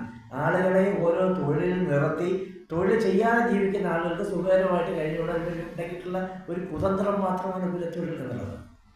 അതുകൊണ്ട് നാരായണഗുരു പറഞ്ഞത് നിങ്ങളുടെ കുലത്തൊഴിൽ കള്ളിയെത്താണെങ്കിൽ തീർച്ചയായിട്ടും ആ കുലത്തൊഴിലുകൾ ചെയ്യരുത്. ഈഴവ സമുദായത്തിൽപ്പെട്ട ആളുകളുടെ കുലത്തൊഴിൽ കള്ളിയെത്താണോ? അല്ല. ഒരുപാട് തരം പണികളിൽ ഏർപ്പെട്ടവരാണ് കേരളത്തിലെ ഈഴവ സമൂഹം. അതിൽ കുറച്ച് പേര് കള്ളി എത്തുന്നവരുണ്ട്, കുറച്ച് പേര് അസാധാരണ വൈദ്യന്മാരുണ്ട്, കുറേ ആളുകൾ നെയ്ത്തുകാരുണ്ട്. അപ്പോൾ ഏതാണ് ഇവരുടെ കുലത്തൊഴിൽ? ഇത് കുലത്തൊഴിലാണെങ്കിൽ ആ കുലത്തൊഴിൽ ചെയ്യരുതെന്നാണ് നാരായണഗുരു പറഞ്ഞത്. കള്ള ഉൽപ്പാദിപ്പിക്കുന്നത് നിങ്ങളുടെ കുലത്തൊഴിലാണെങ്കിൽ നിങ്ങളത് ചെയ്യരുത്. നിങ്ങൾ എന്ത് ചെയ്യണം? ആ കള്ള് ഉൽപ്പാദിപ്പിക്കുന്ന ആ കത്തി നാലായിട്ട് മുറിച്ച് ചെറിയ ചെറിയ കത്തികളായിട്ട് മുഖക്ഷതം ചെയ്യാനായിട്ട് ഉപയോഗിക്കണം എന്നാണ് നാരായണഗുരു പറഞ്ഞത്. എന്ന് പറഞ്ഞാൽ കുലത്തൊഴിൽ ചെയ്യരുത് എന്നാണ് അതിൻ്റെ അർത്ഥം. കുലത്തൊഴിൽ ചെയ്യരുത്. കാര്യം എന്താണ്? കുലത്തൊഴിൽ ചെയ്താൽ വീണ്ടും വീണ്ടും നമ്മൾ ഈ ജാതി വ്യവസ്ഥയ്ക്ക് അടിമകളായി പോകും. ബാർബറുടെ മകൻ ബാർബർ പണി തന്നെ ചെയ്താൽ അയാളുടെ മകൻ പിന്നെയും അത് തന്നെ ചെയ്താൽ ഇവർ മുഴുവൻ ആ ഒരു വർഗത്തിൽപ്പെട്ട ആളുകളായിട്ട് തന്നെ കണക്കാക്കും. പക്ഷേ ഇത് പ്രധാനപ്പെട്ട ഒരു പണിയല്ലേ? ഒരാളുടെ മുഖം മുറിച്ചു കൊടുക്കുക, മുഖം വൃത്തിയാക്കി കൊടുക്കുക, സുന്ദരമാക്കി കൊടുക്കുക എന്നത് വളരെ പ്രധാനപ്പെട്ട ജോലിയല്ലേ? ആ ജോലി ചെയ്യുന്ന ആളിനെ ആരെങ്കിലും ബഹുമാനിച്ചിട്ടുണ്ടോ? അയാൾക്കൊരു പ്രത്യേക ജാതി പേരിട്ടിട്ട് ആ ജാതി പേരിനെ തെറിവാക്കാനും നമ്മൾ ഉപയോഗിച്ചു. അതല്ലേ നമ്മൾ ചെയ്തത്. ഏറ്റവും വലിയ മനുഷ്യൻ എന്തെയാണ് അത്തരം കാര്യങ്ങൾ? അതിനെയൊക്കെ സമ്പൂർണ്ണമായിട്ട് എതിർക്കുകയാണ്. കുലത്തൊഴിൽ ചെയ്യരുത് എന്നുള്ള ആശയം മുന്നോട്ട് വയ്ക്കുന്നുണ്ട്. കുലത്തൊഴിലില്ലാതെ ഒരു ഭഗവത്ഗീത ഉണ്ടോ? ഇല്ല. ഭഗവത്ഗീത ജാതി വ്യവസ്ഥയെ അംഗീകരിക്കുന്ന ഒരു പുസ്തകമാണ്. അതുകൊണ്ട് ജാതി വ്യവസ്ഥയെ അംഗീകരിക്കാത്ത മഹാഗുരുവിനെ ഒരിക്കലും ഭഗവത്ഗീതയെ ഒരു ഉത്തമ ഗ്രന്ഥമായിട്ട് നമ്മുടെ മുമ്പിലേക്ക് വയ്ക്കാൻ സാധ്യമല്ല. അതുകൊണ്ടാണ് മഹാത്മാഗാന്ധി കൊണ്ടു നടന്ന ഭഗവത്ഗീതയെ അദ്ദേഹം കൊണ്ടു നടക്കാതെ ഇരിക്കുന്നത്. ഫോട്ടോഷോപ്പ് വന്നപ്പോൾ ഇതെല്ലാം മാറി കേട്ടോ. ഫോട്ടോഷോപ്പ് വന്നപ്പോൾ പാവപ്പെട്ട വായിക്കാൻ അറിയാൻ വയ്യാത്ത ഏറ്റവും വലിയ നവോത്ഥാന നായകന്മാർ പ്രധാനിയായിട്ടുള്ള അയ്യങ്കാളിയുടെ കയ്യിൽ ഇപ്പോൾ ഒരു ഭഗവത്ഗീത ഇരിക്കുന്നുണ്ട്. ചില ചിത്രങ്ങൾ കണ്ടു കാണും. വെള്ളമുണ്ട് മാത്രം കൊടുത്തിരുന്ന അപ്പുറത്ത് നോക്കുന്നത് വെള്ളമുണ്ടാണ് അദ്ദേഹം ധരിച്ചിരിക്കുന്നത്. വെള്ളവസ്ത്രം മാത്രം ധരിച്ചിരുന്ന വെള്ളവസ്ത്രം മതിയോ സ്വാമി എന്ന് ശിഷ്യൻ സംശയം ചോദിച്ചപ്പോൾ അഴുക്കായാൽ അറിയാതിരിക്കണമെങ്കിൽ അല്പം മഞ്ഞൾ കലക്കി മുക്കിയാലും കുഴപ്പമില്ല എന്ന് പറഞ്ഞ നാരായണഗുരുവിന് കാവ്യവസ്ത്രം കൊടുത്തിട്ടുണ്ട്. ആരാ കൊടുത്ത? ഫോട്ടോഷോപ്പാണ് കൊടുത്തത്. ചരിത്രത്തെ ഫോട്ടോഷോപ്പ് തോൽപ്പിക്കുന്നതാണ് നമ്മൾ കാണുന്നത്. ചരിത്രം അതല്ല. ഇത് ഫോട്ടോഷോപ്പ് ഉണ്ടാക്കുന്നൊരു കാര്യമാണ്. ഫോട്ടോഷോപ്പ് ഉണ്ടാക്കുന്ന കാര്യം ചരിത്രമല്ല, അത് വ്യാജ ചരിത്രമാണ്. അക്ഷരവിദ്യാഭ്യാസം ഇല്ലാതെ പാവപ്പെട്ട അയ്യങ്കാളിയുടെ കയ്യിൽ ഭഗവത്ഗീത പറ്റി കൊടുക്കുക, വെള്ളം കൊണ്ടുകൊടുക്കുന്ന നാരായണഗുരുവിനെ കാലുവസ്ത്രം ധരിപ്പിച്ചു കൊടുക്കുക, ഇതൊക്കെ വളരെ മനഃപൂർവ്വം ഫോട്ടോഷോപ്പ് എന്ന സാങ്കേതികവിദ്യ ഉപയോഗിച്ച് ആളുകൾ ചെയ്തു കൊടുക്കുക. ഇതൊന്നും അവർക്ക് ഇഷ്ടമായിരുന്നില്ല. നാരായണഗുരുവിൻ്റെ ഒരു രീതി അതായിരുന്നില്ല. നാരായണഗുരുവിൻ്റെ അദ്ദേഹത്തിൻ്റെ ഏറ്റവും പ്രധാനപ്പെട്ട സംഭവം നമുക്ക് എല്ലാവർക്കും അറിയാം, ശിവപ്രതിഷ്ഠയാണ് ചെയ്തത്. ശിവപ്രതിഷ്ഠ നാരായണഗുരുവിനെ പോലെയുള്ള ഒരാൾ നടത്തുക എന്ന് പറഞ്ഞാൽ അത് ആദ്യത്തെ ഹിന്ദുമത നിഷേധമാണ്. ഹിന്ദുമതം അനുസരിച്ച് നാരായണഗുരുവിനെ ചെയ്യാനുള്ള അധികാരമില്ല. ആരാണ് ചെയ്യുന്നത്? ഒരു വിഗ്രഹം പ്രതിഷ്ഠിക്കുക, ദൈവത്തെ പ്രതിഷ്ഠിക്കുക എന്ന് പറയുന്നത് ചെയ്യുന്നുണ്ടെന്ന് ചില ആളുകളുണ്ട്. അവരെയൊക്കെയാണ് നമ്മൾ ശബരിമലയിൽ മേൽശാന്തിമാരൊക്കെ ആയിട്ട് വെച്ചിരിക്കുന്നത്. എത്ര അയ്യപ്പ സംഗമങ്ങൾ ഉണ്ടാക്കിയാലും, എത്ര ആളുകൾക്ക് ഇത്ര സെക്കുലർ ആയിട്ടുള്ള ഒരു അമ്പലമാണെന്ന് പറഞ്ഞാൽ എന്തുകൊണ്ടാണ് ശബരിമലയിലെ പൂജാതി കർമ്മങ്ങളിൽ ബ്രാഹ്മണരെ മാത്രം നിലനിർത്തിയിരിക്കുന്നത്? സ്വാഭാവികമായിട്ട് നമുക്കുണ്ടാകുന്ന ചോദ്യമല്ലേ. മലയാളി വിഭാഗത്തിൽപ്പെടുന്ന ആളുകൾ പറയുന്നത് അവരുടേതാണ് അമ്പലം, അതുകൊണ്ട് അവരെയാണ് പൂജാരിമാരായിട്ട് വയ്ക്കേണ്ടതെന്ന് പറയുന്നത്. പക്ഷെ നമുക്കൊന്ന് മാറി ചിന്തിക്കാൻ സാധിക്കാത്തത് എന്തുകൊണ്ടാണ്? ഏതെങ്കിലും അബ്രാഹ്മണനായിട്ടുള്ള ഒരാൾ പൂജിച്ചാൽ ശബരിമല ഇങ്ങനെ തൃപ്തിയില്ലാന്ന് വരുമോ? എന്ന് പറഞ്ഞാൽ അവിടെ ഹിന്ദുമതം അതിൻ്റെ എല്ലാ ആചാരങ്ങളും കൂടി സംരക്ഷിക്കണം എന്ന് നിർബന്ധമുള്ള ആരെല്ലാമോ ഉണ്ട് ഇതിൻ്റെ പിന്നിൽ എന്നാണ് അതിൻ്റെ അർത്ഥം. ബ്രാഹ്മണരൊന്നും പറയാൻ പാടില്ല എന്ന്. ഒരിക്കലും ഒരു മീറ്റിങ്ങിന് യുദ്ധസംഘത്തിൻ്റെയാണെന്ന് തോന്നുന്നു. ഈ മീറ്റിങ്ങിന് വർത്തമാനം ഞാൻ പിന്നെ ഒരു ലേഖനമൊക്കെ എഴുതിയിരുന്നു. ക്ഷേത്രപ്രവേശന വിളംബരം ഉണ്ടായ സമയത്ത് കേരളത്തിലെ ദളിതർക്കെല്ലാം ക്ഷേത്രത്തിൽ പ്രവേശിക്കാനുള്ള അവസരമുണ്ടായി, അവകാശമുണ്ടായി. എല്ലാവരും ക്ഷേത്രത്തിൽ പ്രവേശിച്ചു. രസകരമാണ്. ആ സമയത്തുണ്ട് ഒരു പാട്. ഞങ്ങളുടെ നാട്ടിൽ ഒരു സ്കൂളുണ്ട്. ആ സ്കൂൾ ക്ഷേത്രപ്രവേശന വിളംബര സ്മാരക സ്കൂളാണ്. ക്ഷേത്രപ്രവേശന വിളംബരം ഉണ്ടായതിൻ്റെ ഓർമ്മയ്ക്കായിട്ട് നിലനിൽക്കുന്ന ഒരു സ്കൂൾ മയിലോട് എന്ന് പറയുന്ന സ്ഥലത്ത് കൊല്ലത്തുണ്ട്. ആളുകൾ ഇരച്ചു കയറി പത്മനാഭ ക്ഷേത്രത്തിലൊക്കെ. അന്ന് ആരും ഉണ്ടാക്കിയ ഒരു കവിതയുണ്ട്. എഴുതിയെന്ന് എനിക്കറിയാം, ഞാൻ കേട്ടു പിടിച്ചത്. തന്തോയം തന്തോയം തന്തോയം മാലേ, തന്തോയം തന്തോയം തന്തോയം മാലേ, നമ്മക്കം ക്ഷേത്രത്തിൽ കയറാം, ദൈവത്തെ തൊട്ട് തൊഴാമേ. സന്തോഷം കൊണ്ട് പാടുകയാണ്. എന്നിട്ടിങ്ങനെ പറയാണ്, കിടക്കുന്ന തമ്പ്രാൻ, കക്കയെടുത്ത നൂതന തമ്പ്രാൻ, കക്ക മീൻസ് ശങ്കർ, ശങ്കർ തോന്നുന്ന തമ്പ്രാൻ, ചന്ദനം വാരി എറിയണ തമ്പ്രാൻ. അതിനകത്ത് ഈ കവി പറയുന്ന വേറൊരു കാര്യമുണ്ട്. പോറ്റിത്തമ്പ്രാക്കന്മാരെല്ലാം വെറും കോഴന്മാരാണടി മാലേ. ഞാനെഴുതിയ ഇതല്ല കേട്ടോ, ആരോ ഉണ്ടെങ്കിൽ ചോദ്യം ആരെഴുതി നമുക്കറിയാൻ വയ്യ. അപ്പോൾ ഭയങ്കര സന്തോഷമായി. സന്തോഷം. തന്തോയം തന്തോയം തന്തോയം മാലേ, തന്തോയം തന്തോയം തന്തോയം മാലേ.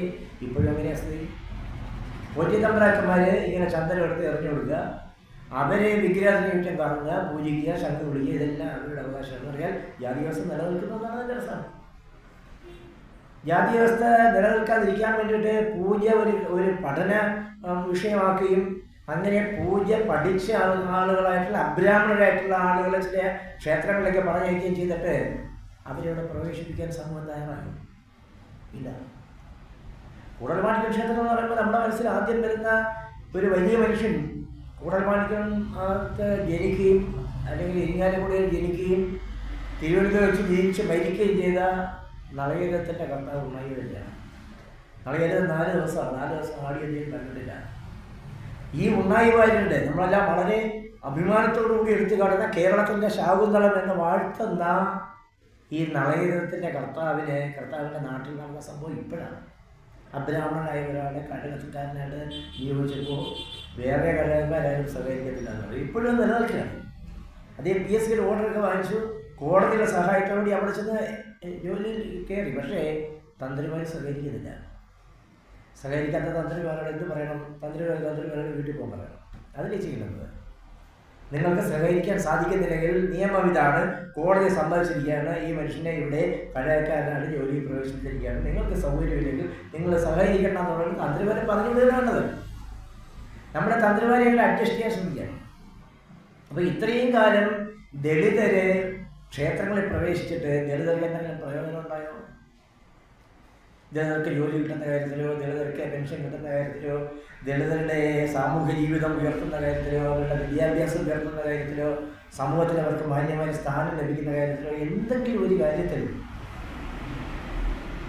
ഈ ക്ഷേത്രപ്രവേശന വിളംബരത്തിൻ്റെ ഭാഗമായിട്ടുള്ള ആരാധന കൊണ്ട് ഗുണം ഉണ്ടായിട്ടുണ്ടോ? ഉണ്ടായിട്ടില്ല എന്നാണ് എൻ്റെ അഭിപ്രായം. ഞാൻ ആ ലേഖനത്തിൽ പറഞ്ഞത് അങ്ങനെ ഉണ്ടായിട്ടില്ല എന്ന ബോധ്യം കേരളത്തിലെ ദളിതർക്കുണ്ടെങ്കിൽ ബ്രാഹ്മണ പൂജാരികൾ പൂജിക്കുന്ന ക്ഷേത്രങ്ങളിലേക്ക് ഞങ്ങൾ പോകരുത്. വാസ്തവത്തിൽ ഇങ്ങനെയൊരു അഭിപ്രായം പറയുമ്പോൾ ആർക്കാണിത് വിഷമം ഉണ്ടാക്കണമെന്ന്? ദളിതർക്കാണ്. കാര്യം ഞങ്ങൾ അമ്പലത്തിൽ കയറിക്കൊണ്ടിരിക്കുന്ന ഞങ്ങളുടെ പുതിയ അവകാശത്തെ വേണ്ടെന്ന് വയ്ക്കണമെന്നാണ് ഇങ്ങനെ പറയുന്നത് എന്നല്ലേ കിട്ടുന്നത്. പക്ഷേ ഒരു ദളിതർക്ക് ഒരു വിഷമം ഉണ്ടായില്ല കേരളത്തിൽ. പക്ഷെ ബ്രാഹ്മണന്മാർക്ക് വിഷമമുണ്ടായി. ബ്രാഹ്മണന്മാർ പറഞ്ഞത് ഞങ്ങൾ പൂജിക്കുന്ന അമ്പലത്തിലേക്ക് ദളിതർ വരരുതെന്ന് ഞാൻ പറയുകയും അതുകൊണ്ട് കുറ്റം ചെയ്തിരിക്കുകയാണെന്ന് പറഞ്ഞിട്ട് ഞാൻ 1-ാം പ്രതിയും കാലൻ്റെ അതിന് 2-ാം പ്രതി അതിന് കേസ് കാലൻ്റെ അതിന് മരിച്ചു വരുന്ന കേസ് തൊട്ടുമെന്ന് എനിക്കറിയില്ല. ബ്രാഹ്മണരെ എന്തെങ്കിലും തൊട്ടുപോയാൽ അവർക്ക് പൊള്ളും. ബ്രാഹ്മണരെ നൂറ്റാണ്ടുകളായിട്ട് തിരിച്ചു ചെയ്തിരുന്നല്ലോ ആളുകളെ, മനുഷ്യരെ എന്തെല്ലാം ചെയ്തിരുന്നത്? വഴിയെ നടക്കാൻ സമ്മതിച്ചിട്ടില്ല, ഉടുപ്പിടാൻ സമ്മതിച്ചില്ല, മീശ വയ്ക്കാൻ സമ്മതിച്ചിട്ടില്ല, ചെരുപ്പിടാൻ സമ്മതിച്ചിട്ടില്ല, നല്ല പേരിടാൻ സമ്മതിച്ചിട്ടില്ല. ഇതൊക്കെ ആരാ ചെയ്തത്? മനുസ്മൃതി അനുസരിച്ച് അവർക്കായിരുന്നു ഇതിനുള്ള മുഴുവൻ അധികാരവും. ആ മനുസ്മൃതിയെ അംഗീകരിച്ച ഒരാളാണ് മഹാത്മാഗാന്ധിയിൽ മനുസ്മൃതിയെ കത്തിച്ച ആളായിരുന്നു ഡോക്ടർ അംബേദ്കർ. നാരായണ ഗുരു തീർച്ചയായിട്ടും മനുസ്മൃതി അംഗീകരിക്കുന്ന ഒരാളല്ല. നാരായണ ഗുരുവിൻ്റെ മനസ്സ് ആരുടെ പക്ഷത്തായിരിക്കും? മഹാത്മാഗാന്ധിയുടെ പക്ഷത്തായിരിക്കും. തമ്മിൽ കണ്ടിട്ട് നോക്കേണ്ടത് ശരിയാണ്. മഹാത്മാഗാന്ധിയുടെ പക്ഷത്തായിരിക്കും, ഡോക്ടർ ബി ആർ അംബേദ്കറുടെ പക്ഷത്തായിരിക്കും. എനിക്ക് തോന്നുന്നത് അംബേദ്കറുടെ പക്ഷത്തായിരിക്കും. അതുകൊണ്ടാണ് ജാതി വ്യവസ്ഥയെ എതിർക്കുന്ന ഒരു ആൾ എന്നുള്ള നിലയ്ക്ക് നാരായണ ഗുരു അദ്ദേഹത്തിൻ്റെ മനസ്സുകൊണ്ട് അംബേദ്കറെ പറ്റിയുള്ളതാണ്. അതായിരുന്നു നാരായണ ഗുരു. ആദ്യത്തെ പ്രവൃത്തി തന്നെ ഹിന്ദുമത ധ്വംസനാണ്, വിഗ്രഹം പ്രതിഷ്ഠിക്കുക എന്നുള്ളത്. കാര്യം പ്രതിഷ്ഠിക്കാൻ അദ്ദേഹത്തിന് അവകാശമില്ല. ചോദ്യം ചെയ്തല്ലോ ആളുകൾ, ശിവനെ പ്രതിഷ്ഠിക്കാൻ നിങ്ങൾക്ക് ആര് അധികാരം തന്നെന്ന് ചോദിച്ചില്ലേ? അതിനുണ്ടായൊരു മറുപടി നാരായണ ഗുരു തന്നെയാണോ പറഞ്ഞതെന്ന് ഉള്ള കാര്യത്തിൽ വ്യത്യസ്തമായ അഭിപ്രായമുണ്ട്. നിത്യതിനെ ഇതൊക്കെ വേറെ അഭിപ്രായം പറഞ്ഞാൽ കേട്ടിട്ടുണ്ട്. അതിന് അദ്ദേഹം പറഞ്ഞത് ഞാൻ ഈഴവശിവനെയാണ് പ്രതിഷ്ഠിച്ചതെന്ന് പറഞ്ഞതാണ്. അതൊരാശയമാണ്. ആ ഒരു ആശയം മുന്നോട്ടേക്ക് പറഞ്ഞ വിപ്ലവകരമായ ഒരു കാര്യമാണ്. തൊഴിലിൻ്റെ മാന്യതയില്ലാത്ത ഒരു സമൂഹം നിലനിർത്തിക്കൊണ്ട് പോകണം എന്നുള്ള ആഗ്രഹം കൊണ്ടാണ്, ആ ആഗ്രഹത്തെ തകർത്തതുകൊണ്ടാണ് കേരളത്തിൽ കർഷക തൊഴിലാളിയെ കിട്ടാതായി പോയത്. പക്ഷെ സംഭവിച്ചിരിക്കുന്നത് എന്താണെന്ന് വെച്ചാൽ ഈ നവോത്ഥാന മൂല്യങ്ങൾ ഉയർത്തിപ്പിടിച്ച് സമൂഹത്തെ മുന്നോട്ട് കൊണ്ടുപോയ മനുഷ്യർ, കലയാക്കുന്ന് കൊട്ടാരത്തിലോ പബ്ലിക്കിലേക്കോ പ്രവേശനം കിട്ടാതിരുന്ന ഈ വലിയ മനുഷ്യർ, അവരെ ഓരോരുത്തരും പങ്കിട്ടെടുത്തിരിക്കുന്നതാണ്. ഞാനെൻ്റെ കുട്ടികളോട് പറഞ്ഞായിരുന്നു, കലയാക്കുന്ന് കൊട്ടാരത്തിരിക്കുന്ന എഴുത്തുകാർ, പുതിയ കുഞ്ഞുങ്ങളായിട്ടുള്ള എഴുത്തുകാരോട് ഞാൻ പറഞ്ഞായിരുന്നു, രാജഭരണം പോയതുകൊണ്ടാണ് എനിക്ക് നിങ്ങൾക്ക് ഈ കൊട്ടാരത്തിനകത്ത് കയറി ഇരിക്കാൻ പറ്റുന്നത്. അങ്ങനെ വെറുതെ ഒന്നും പോയൊന്നുമല്ല. ആളുകൾ വെടികൊണ്ട് മരിച്ചിട്ട് പോയതാണ്, അടികൊണ്ട് വീണിട്ട് പോയതാണ്. ഒരുപാട് പീഡനങ്ങൾ സഹിച്ചതിൻ്റെ ഫലമായിട്ടാണ് രാജഭരണം ഒഴിവായത്. അധികാരത്തിൽ കടിച്ചുപോയി കിടക്കുവാനായിട്ട് രാജാവ്, അദ്ദേഹത്തിൻ്റെ മന്ത്രി, അദ്ദേഹത്തിൻ്റെ അന്നത്തെ പ്രധാനപ്പെട്ട പോസ്റ്റ് ദിവാൻ എന്ന് പറയുന്ന പോസ്റ്റാണ്. ദിവാനായിരുന്ന CP രാമസ്വാമി ഏരിക്കൊണ്ട് ആവുന്ന പണി മുഴുവൻ ചെയ്ത് നോക്കി. അമേരിക്കൻ മോഡൽ രീതിയിൽ ഭരണവ്യവസ്ഥ ഉണ്ടാവണം, രാജാവ് അങ്ങനെ തുടരണം, CPക്ക് വീണ്ടും ഭരിക്കണം, ഇങ്ങനെയൊക്കെയുള്ള കാര്യങ്ങൾ ഉണ്ടായ സമയത്താണ് വൈക്കത്തുകാരനായ KC മണി എന്ന് പറയുന്ന ഒരാൾ കൊല്ലം ജില്ലയിലെ കരുനാഗപ്പള്ളിക്ക് കിഴക്കുവശമുള്ള പാലാഴിത്തോട്ടത്തിലും ഒരു വെട്ടുകത്തി സംഘടിപ്പിച്ചു വന്ന് സംഗീത കോളേജിൽ വെച്ച് കറണ്ട് പോയ സമയത്ത് CP വെട്ടുന്നത്. ആ വെട്ടുകൊണ്ടാണ് അദ്ദേഹം പോയത്. അദ്ദേഹത്തിൻ്റെ ഭരണവ്യവസ്ഥ അവസാനിച്ച് അങ്ങനെയാണ്. ആയുധം കൊണ്ട് നേടിയെടുത്തതാണ്. നമ്മുടെ പ്രജകളുടെ ഭരണങ്ങളും ആയുധം ഉപയോഗിച്ച് നമ്മൾ നേടിയെടുത്തതാണ്. ഒരു സായുധ വിപ്ലവത്തിലൂടെ നേടിയെടുത്തതാണ്. അല്ലെങ്കിൽ ഇതൊന്നും സംഭവിക്കില്ലായിരുന്നു. വീണ്ടും രാജാവിൻ്റെ ഭരണം തന്നെ ഉണ്ടാകുമായിരുന്നു. ആ രാജഭരണത്തെ നാരായണ ഗുരു അനുകൂലിച്ച് എതിർത്തോ? നാരായണ ഗുരു രാജാവിനെ ഒന്നും കാണാൻ പോയിട്ടില്ല. ഒരു സാംസ്കാരിക നായകന്മാരും അല്ലെങ്കിൽ ഒരു നവോത്ഥാന നായകന്മാരും അക്കാലത്തെ അധികാരിവർഗത്തെ കാണാൻ പോയിട്ടില്ല. കാരണം എന്താണ്? ഈ വ്യവസ്ഥയെ അതുപോലെ നിലനിർത്തുന്നതിൽ അന്നത്തെ അധികാരി വർഗത്തിന് വലിയ പങ്കാണുള്ളത്. അതുകൊണ്ട് നാരായണ ഗുരുവിന് മുൻപ് മുന്തിരി കിണറുകൾ ഉണ്ടാക്കി ആളുകൾക്ക് അത് തുറന്നു കൊടുത്ത എല്ലാവരും വരും, ഇവിടുന്ന് ഈ കിണറ്റിൽ നിന്ന് ആർക്കും വെള്ളക്കോരി കുടിക്കാമെന്ന് പറഞ്ഞാൽ അയ്യാ വൈകുണ്ടാവും. അദ്ദേഹത്തെ മനസ്സിലാക്കുവാൻ, അദ്ദേഹത്തെ വിചാരണ ചെയ്യുവാൻ സ്വാതിരുന്നാൾ ശുചീന്ദ്രം ക്ഷേത്രത്തിൽ ചെല്ലുകയാണ്. അദ്ദേഹം വന്ന രാജാവിനെ കണ്ടൊന്നുമില്ല. അവിടെ വെച്ചാണ് വിചാരണ ചെയ്യുന്നത്. അന്ന് അയ്യാ വൈകുണ്ടായിരുന്ന സ്വാതിരുന്നാളിൻ്റെ മുഖത്ത് നോക്കി പറഞ്ഞൊരു കാര്യമുണ്ട്, നിങ്ങൾ തിരുവിതാംകൂർ നീങ്ങിച്ചാലാണ് എന്ന് പറഞ്ഞു. രാജാവിൻ്റെ മുഖത്ത് നോക്കി പറഞ്ഞ ഭയങ്കര വിപ്ലവകരമായിട്ടുള്ള ഡയലോഗാണ്, വർത്തമാനമാണ്. ഇങ്ങനെയാണ് നമ്മുടെ നവോത്ഥാന നായകന്മാരെല്ലാം ഉണ്ടായിരുന്നത്. നാരായണ ഗുരു രാജാക്കന്മാരുമായിട്ട് യാതൊരു അടുപ്പവും ഉണ്ടാകാതിരുന്ന ഒരാളാണ്. ബ്രഹ്മാനന്ദ ശിവയോഗി രാജാക്കന്മാരോട് യാതൊരു ബന്ധവുമില്ല. അയ്യങ്കാളി രാജാവിൻ്റെ ഉത്തരവുകളെ ലംഘിച്ചുകൊണ്ട് വില്ലുവണ്ടിയിൽ അദ്ദേഹത്തിൻ്റെ സുഹൃത്തായിരുന്ന പയറ്റുവിള കൊച്ചപ്പി എന്ന് പറയുന്ന ആളായിരുന്നു ആ വില്ലുവണ്ടി ഓടിച്ചുകൊണ്ട് പോയത്. നമ്മളിപ്പോൾ വില്ലുവണ്ടി കയറി വന്ന കാരുടെ വരുമെന്നൊക്കെ പറയുന്ന സമയത്ത് നമ്മൾ ഈ വില്ലുവണ്ടിയിൽ ഈ അയ്യങ്കാളി മാത്രമേ കണ്ടു. അങ്ങനെയല്ല, ഈ വില്ലുവണ്ടി ഓടിക്കുന്ന ഒരാൾ അതിൻ്റെ മുമ്പിൽ കൊണ്ടത്. അയാളുടെ പേര് പയറ്റുവിള കൊച്ചപ്പി എന്നാണ്. അദ്ദേഹം ഓടിച്ചു, കാളകൾ തെളിച്ചു.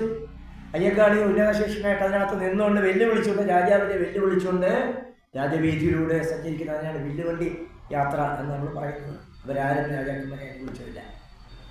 പക്ഷെ സംഭവിച്ചിരിക്കുന്നത് എന്താണെന്ന് വെച്ചാൽ ഇവരെയൊക്കെ ഓരോരുത്തരെ ജാതി നോക്കി തന്നെ തിരിച്ചെടുത്തു. അയ്യാ വൈകുണ്ടരെ നാടാർ സമുദായത്തെ എഴുതും. നാരായണ ഗുരുവിനെ നിങ്ങൾക്കറിയാമല്ലോ, അയ്യങ്കാളിയെ നിങ്ങൾക്കറിയാമല്ലോ. എന്നാൽ ഈ വർഷം ഒരു പ്രത്യേകത ഉണ്ടായത്, അയ്യങ്കാളി ദിനം ആചരിക്കാൻ PKS തയ്യാറായതാണ്.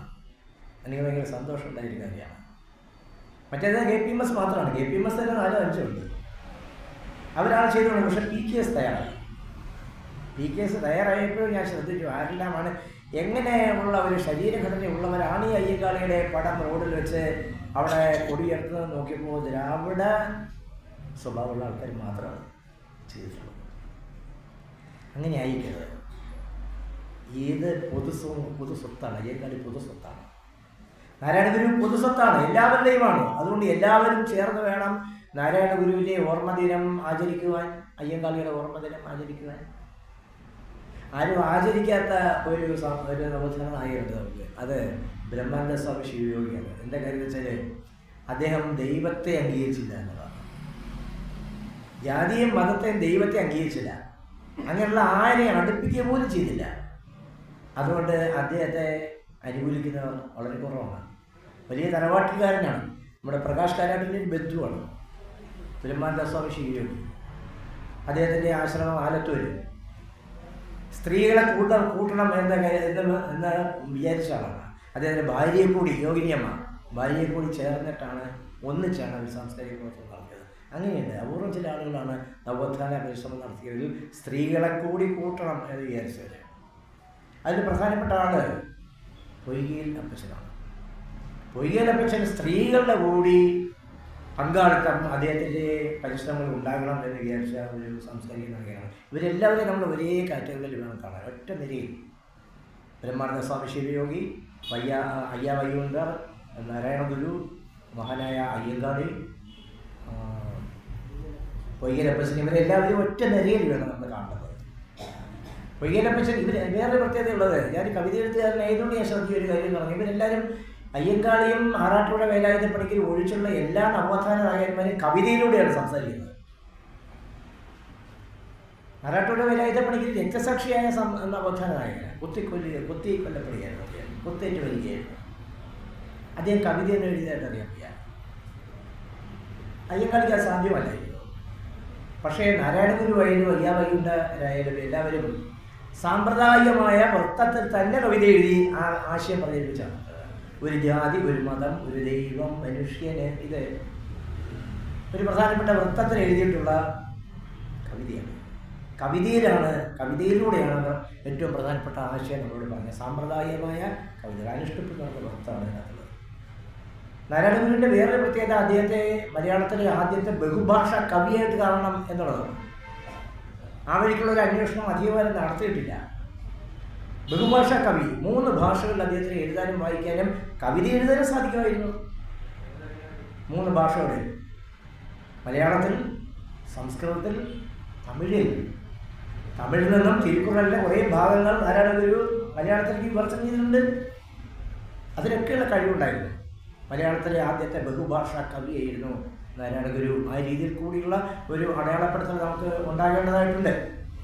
അദ്ദേഹം നടത്തിയുള്ള ചില വൃത്തങ്ങൾ, അദ്ദേഹം സ്വീകരിച്ച ചില വൃത്തങ്ങൾ ഈ അനുഷ്ഠിപ്പൊന്നും അല്ലാതെ മൃഗേന്ദ്ര മുഖം തുടങ്ങിയുള്ള ചില വൃത്തങ്ങളാണ്. ആരും ഉപയോഗിക്കാത്ത അത്യപൂർവമായിട്ടുള്ള ചില താളക്രമങ്ങൾ, ചില താള സമ്പ്രദായങ്ങൾ ഒക്കെ അദ്ദേഹം ഉപയോഗിച്ചിട്ടുണ്ട്. ആത്മോപദേശ ശതകത്തിനൊക്കെയുള്ള അതിൻ്റെ ഒരു താളഘടന എന്ന് പറയുന്നത് ഒരിക്കലും മറ്റ് കവികൾ കാണാൻ കഴിയാത്ത ഒരു താളഘടനയാണ്. ആ രീതിയിലും അദ്ദേഹത്തെ നമ്മൾ ബഹുമാനിക്കേണ്ടതായിട്ടുണ്ട്. ഒരു കവി എന്നുള്ള നിലയ്ക്ക്, സാമൂഹിക പരിഷ്കർത്താവ് എന്നുള്ളതൊക്കെയുള്ള മാത്രമല്ല, ഒരു ബഹുഭാഷ കവി എന്നുള്ള നിലയ്ക്ക്. ഇംഗ്ലീഷ് അറിയാൻ വയ്യാന്ന് അദ്ദേഹത്തിന് പോരായ്മയായിട്ട് നിങ്ങൾ കരുതുന്നുണ്ടോ? ഒരിക്കലുമല്ല. മഹാത്മാഗാന്ധി വന്നപ്പോൾ അദ്ദേഹത്തോട് ചോദിച്ചത്, ദ്വിഭാഷയെ ഒഴിവാക്കാൻ വേണ്ടിയിട്ട് അദ്ദേഹത്തോട് ചോദിച്ചത്, ഇംഗ്ലീഷിൽ സംസാരിച്ചാൽ തിരിച്ച് പറയാമോ? അദ്ദേഹത്തിന് ഇംഗ്ലീഷ് അറിയില്ല. നാരായണ ഗുരു തിരിച്ച് മഹാത്മാഗാന്ധി ചോദിച്ചെന്താ അറിയോ? സംസ്കൃതത്തിൽ സംസാരിക്കാൻ മറുപടി പറയാമോ? സംസ്കൃതം മഹാത്മാഗാന്ധിക്ക് അറിയില്ല. സംസ്കൃതം ഒറ്റതിനാണ് നാരായണ ഗുരു. പക്ഷേ മഹാത്മാഗാന്ധിക്ക് സംസ്കൃതം അറിയില്ല. ഇംഗ്ലീഷ് അറിയാൻ വയ്യാത്തൊരു ദോഷവും അദ്ദേഹത്തിന് സംഭവിച്ചതുമില്ല. അതുമാത്രമല്ല, ഇംഗ്ലീഷ് അറിഞ്ഞില്ലെങ്കിൽ കൂടിയും ബ്രിട്ടീഷുകാരോട് അദ്ദേഹം പറഞ്ഞൊരു കാര്യമുണ്ട്, ബ്രിട്ടീഷുകാരാണ് നമുക്ക് സന്യാസം തന്നത് എന്ന് പറഞ്ഞു. വളരെ പ്രധാനപ്പെട്ട ഒരു വസ്തുതയാണ്. ബ്രിട്ടീഷുകാർ വന്നില്ലായിരുന്നെങ്കിലോ പഴയ വർണ്ണവ്യവസ്ഥ നിലനിൽക്കുമായിരുന്നു. അങ്ങനെയാണെങ്കിൽ പണ്ട് ശ്രീരാമൻ്റെ കാലത്ത് തപസ്സിയാൻ പോയ ഒരു പാവപ്പെട്ട ദളിതൻ്റെ കഥ അറിയാതെ നിങ്ങൾക്ക് ശൂദ്രൻ കൊന്നുകളയായിരുന്നു. ശ്രീരാമൻ, മര്യാദാ പുരുഷോത്തമനായ ശ്രീരാമൻ ആ മനുഷ്യനെ കൊന്നുകളയില്ലായിരുന്നു. അങ്ങനെയുള്ള ഒരു നിയമസംഹിത നിലനിൽക്കുന്ന സമൂഹത്തിൽ സന്യസിക്കാനുള്ള സ്വാതന്ത്ര്യം നമുക്ക് തന്നത് ബ്രിട്ടീഷുകാരാണ്. ബ്രിട്ടീഷുകാരൊക്കെ ക്രിസ്ത്യാനികളാണെന്ന് നിങ്ങൾക്കറിയാലോ. എന്ന് പറയുക ഹിന്ദുമതക്കാരല്ല താഴെ അർത്ഥം.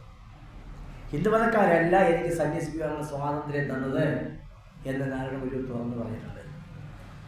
ഒരിക്കൽ നാരായണ ഗുരുവിനോട് ആൾ ചോദിച്ചൊരു കാര്യമുണ്ട്, എന്തുകൊണ്ടാണ് നിങ്ങൾ ഈ ഹിന്ദുമത ക്ഷേത്രങ്ങൾ സ്ഥാപിക്കുന്നത്? അതിന് അദ്ദേഹം പറഞ്ഞ മറുപടി, നിങ്ങളുടെ ആവശ്യപ്രകാരം ഞാൻ ചെയ്തതാണ്, വിഗ്രഹപ്രതിഷ്ഠ നടത്തിയതാണ്. ഇനി ക്രിസ്ത്യാനികൾക്കും മുസ്ലിങ്ങൾക്കും അങ്ങനെ താല്പര്യമുണ്ടെങ്കിൽ അവരെന്നോട് പറഞ്ഞാൽ ഞാൻ അവർക്ക് വേണ്ടി അത് ചെയ്തു കൊടുക്കാം. അത്രയും ഇതിനേക്കാളും പ്രാധാന്യം അദ്ദേഹം കൽപ്പിച്ചിരുന്നുള്ളതാണ് അതിൻ്റെ അർത്ഥം. ഒരു ഹിന്ദു ആരാധനാലയം എന്ന് പറഞ്ഞാൽ എങ്ങനെയുള്ള ആരാധനാലയങ്ങൾ? ഇപ്പോൾ തലശ്ശേരിയിൽ ഒരു ആരാധനാലയമുണ്ട്, അത് നാരായണ ഗുരു സ്ഥാപിച്ചതാണ്. നാരായണ ഗുരു സ്ഥാപിക്കാനുള്ള കാര്യം, തലശ്ശേരിക്ക് അടുത്ത് തിരുവങ്ങാട് എന്നുള്ള സ്ഥലമുണ്ട്, അവിടെ രാമൻ്റെ ഒരു ക്ഷേത്രമുണ്ട്. ആ രാമക്ഷേത്രത്തിൽ ഈ ശൂദ്ര സമൂഹത്തിലുള്ളവർക്ക് വരെ മാത്രമേ പ്രവേശനമുള്ളൂ, താഴെയിട്ടുള്ള ആർക്കും പ്രവേശനമില്ല. അങ്ങനെയാണ് തലശ്ശേരിയിൽ അദ്ദേഹം വേറൊരു അമ്പലം സ്ഥാപിക്കുന്നത്, എല്ലാവർക്കും വരാവുന്ന ഒരു അമ്പലം എന്നുള്ളത് നിൽക്കുകയാണ്. അവിടെയാണ് നാരായണ ഗുരുവിൻ്റെ ആദ്യത്തെ പ്രതിമ ഉണ്ടാകുന്നത്. ആ പ്രതിമയാണ് നാരായണ ഗുരു നേരിട്ട് കണ്ടിട്ടുള്ള ഒരു പ്രതിമ. അതാണ് അന്ന് നാരായണ ഗുരു പറഞ്ഞൊരു തമാശയല്ല, ഇത് കൊള്ളാമല്ലോ, ആഹാരമൊന്നും കഴിക്കേണ്ടല്ലോ എന്ന് പറയുകയുള്ളൂ. തമാശ പറയുന്നതിൽ ഏറ്റവും സമർത്ഥനാണ്. തമാശകളിലൂടെയാണ് അദ്ദേഹം പല കാര്യങ്ങളും പറഞ്ഞിട്ടുള്ളത്. ഞങ്ങളുടെ നാട്ടിൽ അഷ്ടമുടിക്കായലിൻ്റെ തീരത്ത് ഗുഹാനന്ദപുരം എന്ന സ്ഥലത്ത് ഒരു ഷൺമുഖാനന്ദ സ്വാമി ക്ഷേത്രമുണ്ട്. അവിടെ ഒരിക്കൽ അദ്ദേഹം വരുന്നു, മഹാനായ നാരായണ ഗുരു വരുന്നു. ഇത് നമ്മുടെ വി സാംബശിവൻ്റെ കാർത്തികൻ വി സാംബശിവൻ്റെ വീടിൻ്റെ അടുത്താണ്. അപ്പോൾ അതിനടുത്തുള്ള ഒരു വീട്ടിൽ അദ്ദേഹം ചാരികസ്ഥയിൽ ഇങ്ങനെ വിശ്രമിക്കുകയാണ്. ചെണ്ടമേളം നടക്കുന്ന ഭയങ്കരമായ ചെണ്ടമേളം. ഞാൻ പെട്ടു ഈ ദേവീശ്വരിയുടെ പുസ്തകപ്രകാശനം എന്തൊരു ശബ്ദമാണ് ചെണ്ടമേളം. ഒന്നും ആരും പറയുന്നൊന്നും കേൾക്കാൻ വയ്യ, ഞാൻ പറയുന്ന അവർക്കും കേൾക്കാൻ വയ്യ, അവർ പറയുന്ന എനിക്കും കേൾക്കാൻ വയ്യ. ഇവിടെ ഇങ്ങനെ ഒരു പ്രധാനപ്പെട്ട സാംസ്കാരിക സംഭവം നടക്കുന്ന നമ്മുടെ നാട്ടുകാരിയായ ഒരു കവിയുടെ ഒരു പുസ്തകം പ്രകാശിപ്പിക്കുന്നത്, ഇങ്ങനൊരു വിഷയമേ അവർക്കില്ല. ഭയങ്കര ഉച്ചത്തിൽ ശബ്ദമായി കണ്ടിരിക്കുക. അപ്പോൾ ഞാനത് വർക്കിങ് ചെയ്തു. അവിടെ വന്നാൽ വിശ്രമിക്കുകയാണ്, തെക്കൻ ഭാഗത്തുനിന്ന് വിശ്രമിക്കുകയാണ് നാരായണ ഗുരു ചെണ്ടമേളം ശ്രദ്ധിക്കുന്നു എന്നാണ് ആൾ വിചാരിക്കുന്നത്. ചെണ്ടമേളം എല്ലാം കഴിഞ്ഞപ്പോൾ നാരായണ ഗുരുവിനെ കണ്ടിട്ട് ചില ആൾ ചോദിച്ചു, ചെണ്ടമേളം എങ്ങനെയുണ്ടായിരുന്നു സ്വാമി? അതിന് അദ്ദേഹം പറഞ്ഞൊരു മറുപടിയുണ്ട്, ചെണ്ടമേളം ഗംഭീരമായി, അത് നിർത്തിയപ്പോൾ അതിനേക്കാൾ ഗംഭീരമായി എന്ന് പറഞ്ഞാൽ അമിതമായ ശബ്ദത്തെ അദ്ദേഹം എതിർത്തിരുന്നു എന്നുള്ളതാണ്. പതുക്കെ സംസാരിക്കാൻ മൈക്ക് ഉപയോഗിച്ച് ഒരിക്കൽ പോലും നാരായണ ഗുരു സംസാരിച്ചിട്ടില്ല. മൈക്കിലൂടെ അല്ല അദ്ദേഹം കാര്യങ്ങൾ പറയുന്നത്. അമിതമായി ഇപ്പോഴെ നല്ല ക്ഷേത്രങ്ങളെല്ലാം ഭയങ്കര ശബ്ദം വെച്ചിരിക്കില്ലേ. ഞാനതിന് മനുഷ്യാവകാശ കമ്മീഷനിലെ പരാതി കൊണ്ടുപോയ ഒരാളാണ്. എനിക്ക് അനുകൂലമായിട്ട് വിധി കുറച്ച് ദിവസം മുമ്പ് മനുഷ്യാവകാശ കമ്മീഷനൊന്നും ഉണ്ടായിട്ടുണ്ട്. ശബ്ദം കുറച്ച് വയ്ക്കണമെന്ന് ക്ഷേത്ര കമ്മിറ്റിക്കാരുടെ പറയുന്ന ഒരു വിധി മനുഷ്യാവകാശ കമ്മീഷനും എൻ്റെ പേരിലുണ്ടായിട്ടുണ്ട്. അതിൻ്റെ തെളിവുകൾ നിങ്ങൾക്ക് പിന്നെ ഫേസ്ബുക്കിൽ കാണാം. അപ്പം നാരായണ ഗുരു ഇതാ ചെന്നത്. അപ്പം നാരായണ ഗുരുവിൻ്റെ ഒരു ആശയമാണ് അമിത ശബ്ദത്തിന് എതിരെ ഒരു നിലപാടെടുക്കണമെന്ന് എനിക്ക് പ്രേരണയായത് നാരായണ ഗുരുവിൻ്റെ ഈ സംഭവമാണ്. ചെണ്ടമേളം ഗംഭീരമായി, ചെണ്ടമേളം നിർത്തിയപ്പോൾ അതിനേക്കാളും ഗംഭീരമായി. കരിവേണ്ട, കരിമരുന്നും വേണ്ട, അദ്ദേഹത്തിന് വലിയ അഭിപ്രായമാണ്. കരി വേണ്ടെന്ന് പറഞ്ഞാൽ ആന വേണ്ട. ആന എഴുന്നള്ളിപ്പുമായിട്ട് ബന്ധപ്പെട്ട് എത്ര അപകടങ്ങളാണ് കേരളത്തിലുണ്ടായിട്ടുള്ളത്. കവിതയിൽ അതിന് ഏറ്റവും നല്ല ഉദാഹരണമാണ് സഖ്യൻ്റെ മകൻ എന്ന് പറയുന്ന വൈലോപ്പിയുടെ കവിത. സഖ്യൻ്റെ മകനിൽ തൃശ്ശൂർ പൂരമാണ്. തൃശ്ശൂർ പൂരത്തിൽ എഴുന്നള്ളിപ്പിച്ച് നിർത്തിയിരിക്കുന്ന ആനകളിൽ ഒന്നിന് മതപ്പാടുണ്ട്. ആ ആനയ്ക്കൊന്നും അറിയാൻ വയ്യ. കുട്ടികളുടെ വർണ്ണ വസ്ത്രങ്ങളെല്ലാം കാണുമ്പോൾ ഇത് വിചാരിക്കുന്നതെന്ന് വെച്ചാൽ ആനയുടെ മനസ്സിൽ അത് വിചാരിക്കുന്നത് ഞാൻ നിറയെ പൂത്ത് നിൽക്കുന്ന ഒരു കാട്ടിൽ നിൽക്കുന്നതാണ്. അപ്പോൾ അതിന് ഇണയെ കാണുന്നു, അതിൻ്റെ ഗന്ധം അനുഭവിക്കുന്നു. വേറൊരു ആനയെ അവിടെ കാണുന്നു, അതുമായിട്ട് യുദ്ധം ചെയ്യണമെന്ന് തോന്നുന്നു. ഈ ഒരു ചിന്തയിലാണ് ഈ ആന നിൽക്കുന്നത്. ആനയ്ക്ക് പൂരം എന്നുള്ളൊരു ബോധ്യമേ ഇല്ല. ആന മറ്റേ ആനയാന്ന് വിചാരിച്ചിട്ട് അമ്പലത്തിൻ്റെ മതിലിൽ കൊമ്പോട് കുത്തുന്നു, അത് തകർന്നു വീഴുന്നു. ആന മുമ്പോട്ട് ഓടുന്നു, ആന വീണ്ടും എന്ന് പറഞ്ഞിട്ട് ആളുകൾ ഓടുന്നു, ഒരുപാട് പേര് മരിക്കുന്നു. ആന അറിയുന്നുണ്ടോ ഇതുപോലെ? അങ്ങനെയുള്ള അപകടമുണ്ടാക്കുന്ന ഒരു കാര്യം എന്നുള്ള നിലയ്ക്ക് നാരായണ ഗുരു മുൻകൂട്ടി പറഞ്ഞതാണ് കരി വേണ്ട, അമ്പലങ്ങളിൽ കരിമരുന്നും വേണ്ട എന്ന് പറയും. വെടിക്കെട്ട അപകടങ്ങൾ, എത്ര അപകടങ്ങളാണ് കേരളത്തിൽ ഉണ്ടായിട്ടുള്ളത്. ഞങ്ങളുടെ നാട്ടിലെ പിറ്റിങ്കൽ എന്ന് പറയുന്ന സ്ഥലത്ത് 100-ലധികം ആളുകളാണ് ഒറ്റ നിമിഷം കൊണ്ട് മരിച്ചുപോയത്. വെടിക്കെട്ട് തീരുന്നതിന് മുമ്പ് സ്കൂട്ടറിൽ പോയ ആളുകൾ കുറേ ദൂരെ ചെന്നപ്പോൾ ഒരു വലിയ ഒരു കോൺക്രീറ്റ് കഷ്ണം ഈ ആഘാതത്തിൽ തകർന്ന് ഈ സ്കൂട്ടറിലിരിക്കുന്ന ആളിൻ്റെ ദേഹത്ത് വീണ് അവർ മരിച്ചു. 100-ലധികം ആളുകളാണ് മരിച്ചത്. നാരായണ ഗുരുവിനെ നമ്മൾ അനുസരിച്ചിട്ടെങ്കിൽ ഈ മരണം ഉണ്ടാകുമായിരുന്നോ? ഏതെല്ലാം കരിമറിഞ്ഞ പ്രയോഗങ്ങൾ നടക്കുന്ന സ്ഥലത്താണ് മനുഷ്യൻ കൊല്ലപ്പെടുന്നത്. ഇതെല്ലാം മുൻകൂട്ടി കണ്ട ആളായിരുന്നു നാരായണഗുരു. അതുകൊണ്ട് നാരായണഗുരു പറഞ്ഞു കരിയും വേണ്ട കരിമരുന്നും വേണ്ട എന്ന് പറഞ്ഞു. കുട്ടികളൊക്കെ മീറ്റിങ്ങിനൊക്കെ പോകുന്ന സമയത്ത് കുട്ടികൾ ഇങ്ങനെ കാലിലിങ്ങനെ തൊട്ട് വീഴും. നമുക്ക് വലിയ ബുദ്ധിമുട്ടുണ്ടാക്കുന്ന ഒരു കാര്യമാണ്. കാരണം വെച്ചാൽ എന്തിനാണ് അങ്ങനെ ചെയ്യുന്നത്? മനുഷ്യരെല്ലാം ഒരുപോലെയാണല്ലോ, എന്തിനാണ് അങ്ങനെ കാലിൽ തൊട്ട് വീഴുന്നത്? വിഷീതപ്പോരേ, അങ്ങനെയാണ് ചെറുക്ക് നിർബന്ധമാണ് കാലിൽ തൊട്ട് വീഴുന്നത്. ഞാനതിന് ചെയ്യാനുള്ളൊരു കാര്യം എന്ന് പറയുന്നത് എൻ്റെ കാലിൽ തൊട്ട് വീഴുന്നത് ഞാൻ അവരുടെയും കാലിൽ തൊട്ട് വീഴും. അങ്ങനെയൊക്കെ ഒരു വിധത്തിൽ ഞാൻ എൻ്റെ ഒരു ആശയത്തെ മുമ്പോട്ട് കൊണ്ടുപോകുന്നത്. നാരായണ ഗുരുവിനെ കാണാൻ ഗാന്ധി വന്ന ദിവസം ഗാന്ധിയുടെ കാലിൽ ആളുകൾ ഇങ്ങനെ വന്ന് വീട് തൊട്ട് വീഴുന്നുണ്ട്. അപ്പോൾ അടുത്ത് നിന്ന് ആളിനോട് നാരായണ ഗുരു എന്തോ പറഞ്ഞു, അയാൾ ചിരിക്കുന്നു. അപ്പോൾ ഗാന്ധി ചോദിച്ചു എന്താണ് അദ്ദേഹം പറയാമെന്ന് ചോദിച്ചപ്പോൾ അദ്ദേഹം പറഞ്ഞേ ഇന്ന് ഞാൻ ഈ കുഴപ്പത്തിൽ നിന്ന് രക്ഷപ്പെട്ടു എന്ന് പറഞ്ഞു. അല്ലെങ്കിൽ ഗാന്ധി ഇന്ന് വന്നില്ലായിരുന്നുണ്ടെങ്കിൽ ഇന്ന് ആളുകളുടെ അങ്ങനെ എൻ്റെ കാലിലൊന്ന് വീഴുമായിരുന്നല്ലോ. എല്ലാ ദിവസവും അങ്ങനെയാണ് സംഭവിക്കുന്നത്. ഇന്ന് എന്തായാലും ഞാൻ അതിൽ നിന്ന് രക്ഷപ്പെട്ടു എന്ന് പറഞ്ഞു. ഭരതത്തിലൂടെ അദ്ദേഹം വലിയൊരു കാര്യമാണ് പറഞ്ഞത്. മനുഷ്യനെ എങ്ങനെയൊന്നും അല്ല ആദരിക്കേണ്ടത്. മനുഷ്യനെ കാലിൽ തൊട്ട് വരുന്ന ആളിൻ്റെ മനസ്സിലുള്ള വിചാരം എന്തായിരിക്കും? ഒരു പക്ഷേ കാര്യം കാണാൻ കരുതക്കാലം പിടിക്കും എന്നുള്ളതായിരിക്കുന്നില്ലേ? എന്തിനാണ് ആ വഴിക്ക് സഞ്ചരിക്കുന്നത്? മനുഷ്യനെ ബഹുമാനിക്കുന്നത് നമ്മൾ വിഷ് ചെയ്യുക, അവരെ ബഹുമാനിക്കുക, അവർ പറയുന്നത് കേൾക്കുക, ആശയം കഴിയുമെന്ന് നമ്മൾ ജീവിതത്തിൽ പ്രാവർത്തികമാക്കാൻ ശ്രമിക്കുക. അങ്ങനെയൊക്കെയാണ് നമ്മൾ ഒരു മഹാവ്യക്തിത്വത്തെ മനസ്സിലേക്ക് ജീവിതത്തിലേക്ക് സ്വാധീനിക്കേണ്ടത്. ഒരിക്കൽ അദ്ദേഹം കൊല്ലം ജില്ലയിൽ ഒരു സ്ഥലത്ത് വന്നിട്ട് ഒരു പ്രധാനപ്പെട്ട ഒരു പ്രസംഗം നടത്തി. ആ പ്രസംഗം എന്ന് പറയുന്നത് കൊല്ലം ജില്ലയിൽ പട്ടത്താനം എന്ന് പറയുന്ന സ്ഥലം. ആ പട്ടത്താനം എന്ന സ്ഥലത്ത് വന്നിട്ട് അദ്ദേഹം നടത്തിയ ഒരു പ്രസംഗത്തിൽ പറഞ്ഞത് എങ്ങനെയാണ്? ഞാൻ ആ പ്രസംഗം വായിച്ചിരിക്കുകയാണ്. സമുദായ സംഗതികൾക്കും മതത്തിനും തമ്മിൽ ബന്ധമൊന്നും പാടില്ല. സമൂഹത്തിൻ്റെ ഓരോ കാര്യങ്ങൾക്കും മതവും തമ്മിലൊരു ബന്ധവുമില്ല, അതിന് ആവശ്യമില്ല. ഇപ്പോൾ നടപ്പിലിരിക്കുന്ന ഏതെങ്കിലും ഒരു മതവുമായി നമുക്ക് യാതൊരു ബന്ധവുമില്ല. അന്ന് കേരളത്തിൽ ധാരാളം മതങ്ങളുണ്ടല്ലോ, അന്ന് ഇതൊക്കെ അങ്ങനെ ഒരു മതമായിട്ട് എനിക്ക് ബന്ധമില്ല. നാം ചില ക്ഷേത്രങ്ങൾ പ്രതിഷ്ഠിച്ചിട്ടുള്ളത് ഹിന്ദുക്കൾ ചിലരുടെ ആഗ്രഹം അനുസരിച്ചാണ്. ഇതുപോലെ ക്രിസ്ത്യാനികൾ, മുഹമ്മദീയർ മുതലായ മറ്റു മതക്കാരും ആഗ്രഹിക്കുന്ന പക്ഷം അവർക്കെല്ലാം വേണ്ടത് ചെയ്യുവാൻ നമുക്കെപ്പോഴും സന്തോഷമാണുള്ളത്. അതാണ് ഒരു പറഞ്ഞതാണ്, ഞങ്ങളുടെ നാട്ടിൽ നിന്ന് പറഞ്ഞതാണ്. എന്ന് പറഞ്ഞാൽ ഇത്രയേ ഉള്ളൂ അദ്ദേഹത്തിൻ്റെ മതബോധം എന്ന് പറയുന്നത്. എല്ലാ മനുഷ്യരെയും ഒരുപോലെ കാണുന്ന ഒരു വലിയ മതാതീതമായിട്ടുള്ള ഒരു വലിയ ബോധമായിരുന്നു അദ്ദേഹത്തെ നയിച്ചിരുന്നത്, ആ ജീവിതത്തെ നയിച്ചിരുന്നത്. ആ ജീവിതത്തെയാണ് നമ്മൾ പിന്തുടരേണ്ടത് എന്ന് എനിക്ക് തോന്നുന്നത്. 1914 ആലുവായിൽ അദ്വൈതാശ്രമം സ്ഥാപിച്ചല്ലോ. അതിന് ശിഷ്യന്മാർ നോക്കൂ, ശിഷ്യന്മാരിലെ 3 പ്രധാനപ്പെട്ട ആളുകൾ ജാതി വേണ്ട, മതം വേണ്ട, ദൈവം വേണ്ട, മനുഷ്യൻ എന്ന് പറഞ്ഞവരാണ്. 3 പ്രധാനപ്പെട്ട ആളുകൾ. അത് ഏറ്റവും പ്രധാനപ്പെട്ട ആൾ സി വി കുഞ്ഞിരാമൻ, രണ്ടാമത്തെ ആൾ കുറ്റിപ്പുഴ കൃഷ്ണപിള്ള, മൂന്നാമത്തെ ആൾ സഹോദരൻ അയ്യപ്പൻ. സഹോദരൻ അയ്യപ്പൻ്റെതാണ് ഈ കവിത. ജാതി വേണ്ട, മതം വേണ്ട, ദൈവം വേണ്ട, മനുഷ്യനെ വേണം ധർമ്മം, വേണം ധർമ്മം, വേണം ധർമ്മം യഥോചിതം. ധാർമ്മികതയാണ്, ധർമ്മബോധമാണ് നമുക്ക് ഉണ്ടാകേണ്ടത് എന്നാണ് നാരായണഗുരു ശിഷ്യനായിട്ടുള്ള സഹോദരൻ പറയുന്നത്. അപ്പോൾ ഇങ്ങനെ ശിഷ്യൻ പറയുമ്പോൾ വാസ്തവത്തിൽ വലിയ കഠിന മതബോധമുള്ള ഒരാളായിരുന്നു ഗുരുവെങ്കിൽ അയാൾ പറയാൻ തെറ്റാണെന്ന് പറയണ്ടേ? അങ്ങനെ പറഞ്ഞില്ല. അത് മാത്രമല്ല, അയ്യപ്പന് വേണമെങ്കിൽ അങ്ങനെ ചിന്തിക്കാമല്ലോ എന്ന വിശാല മനസ്സാണ് അദ്ദേഹം പ്രകടിപ്പിച്ചത്. അദ്ദേഹത്തെ കൂടെ കൂട്ടുക തന്നെ ചെയ്തു. എൻ്റെ അഭിപ്രായത്തെ നിങ്ങൾ എതിർക്കുന്ന കാരണം എൻ്റെ ഗ്രൂപ്പിൽ നിന്ന് നിൽക്കണ്ട, സസ്പെൻഡ് ചെയ്തിരിക്കുന്നു എന്നൊന്നും പറഞ്ഞില്ല. നാരായണഗുരു കൂടെ കൂട്ടുകയാണ് സഹോദരൻ അയ്യപ്പനെ. അതായിരുന്നു നാരായണഗുരു. നാരായണഗുരുവിനെ ഏതെങ്കിലും ഒരു മതത്തിൻ്റെ ഒരു വേലിക്കുള്ളിൽ നിർത്തുന്നത് അദ്ദേഹത്തോട് ചെയ്യുന്ന, ചരിത്രത്തോട് ചെയ്യുന്ന ഒരു തെറ്റായിരിക്കും എന്നാണ് എനിക്ക് തോന്നിയിട്ടുള്ളത്. 1914 ആലുവയിലെ അദ്വൈതാശ്രമം സ്ഥാപിച്ച ശേഷം ഗുരു അവിടെ വെച്ച് എഴുതിയ വിജ്ഞാപനം, ഈ മഠത്തിലെ അഭിപ്രായം മനുഷ്യർക്ക് ഒരു ജാതിയും ഒരു മതവും ഒരു ദൈവവും അല്ലാതെ ഓരോരുത്തർക്കും വെവ്വേറെ ജാതിയും മതവും ദൈവവും ഇല്ല എന്നാകുന്നത് അന്ന് പറഞ്ഞതാണ്.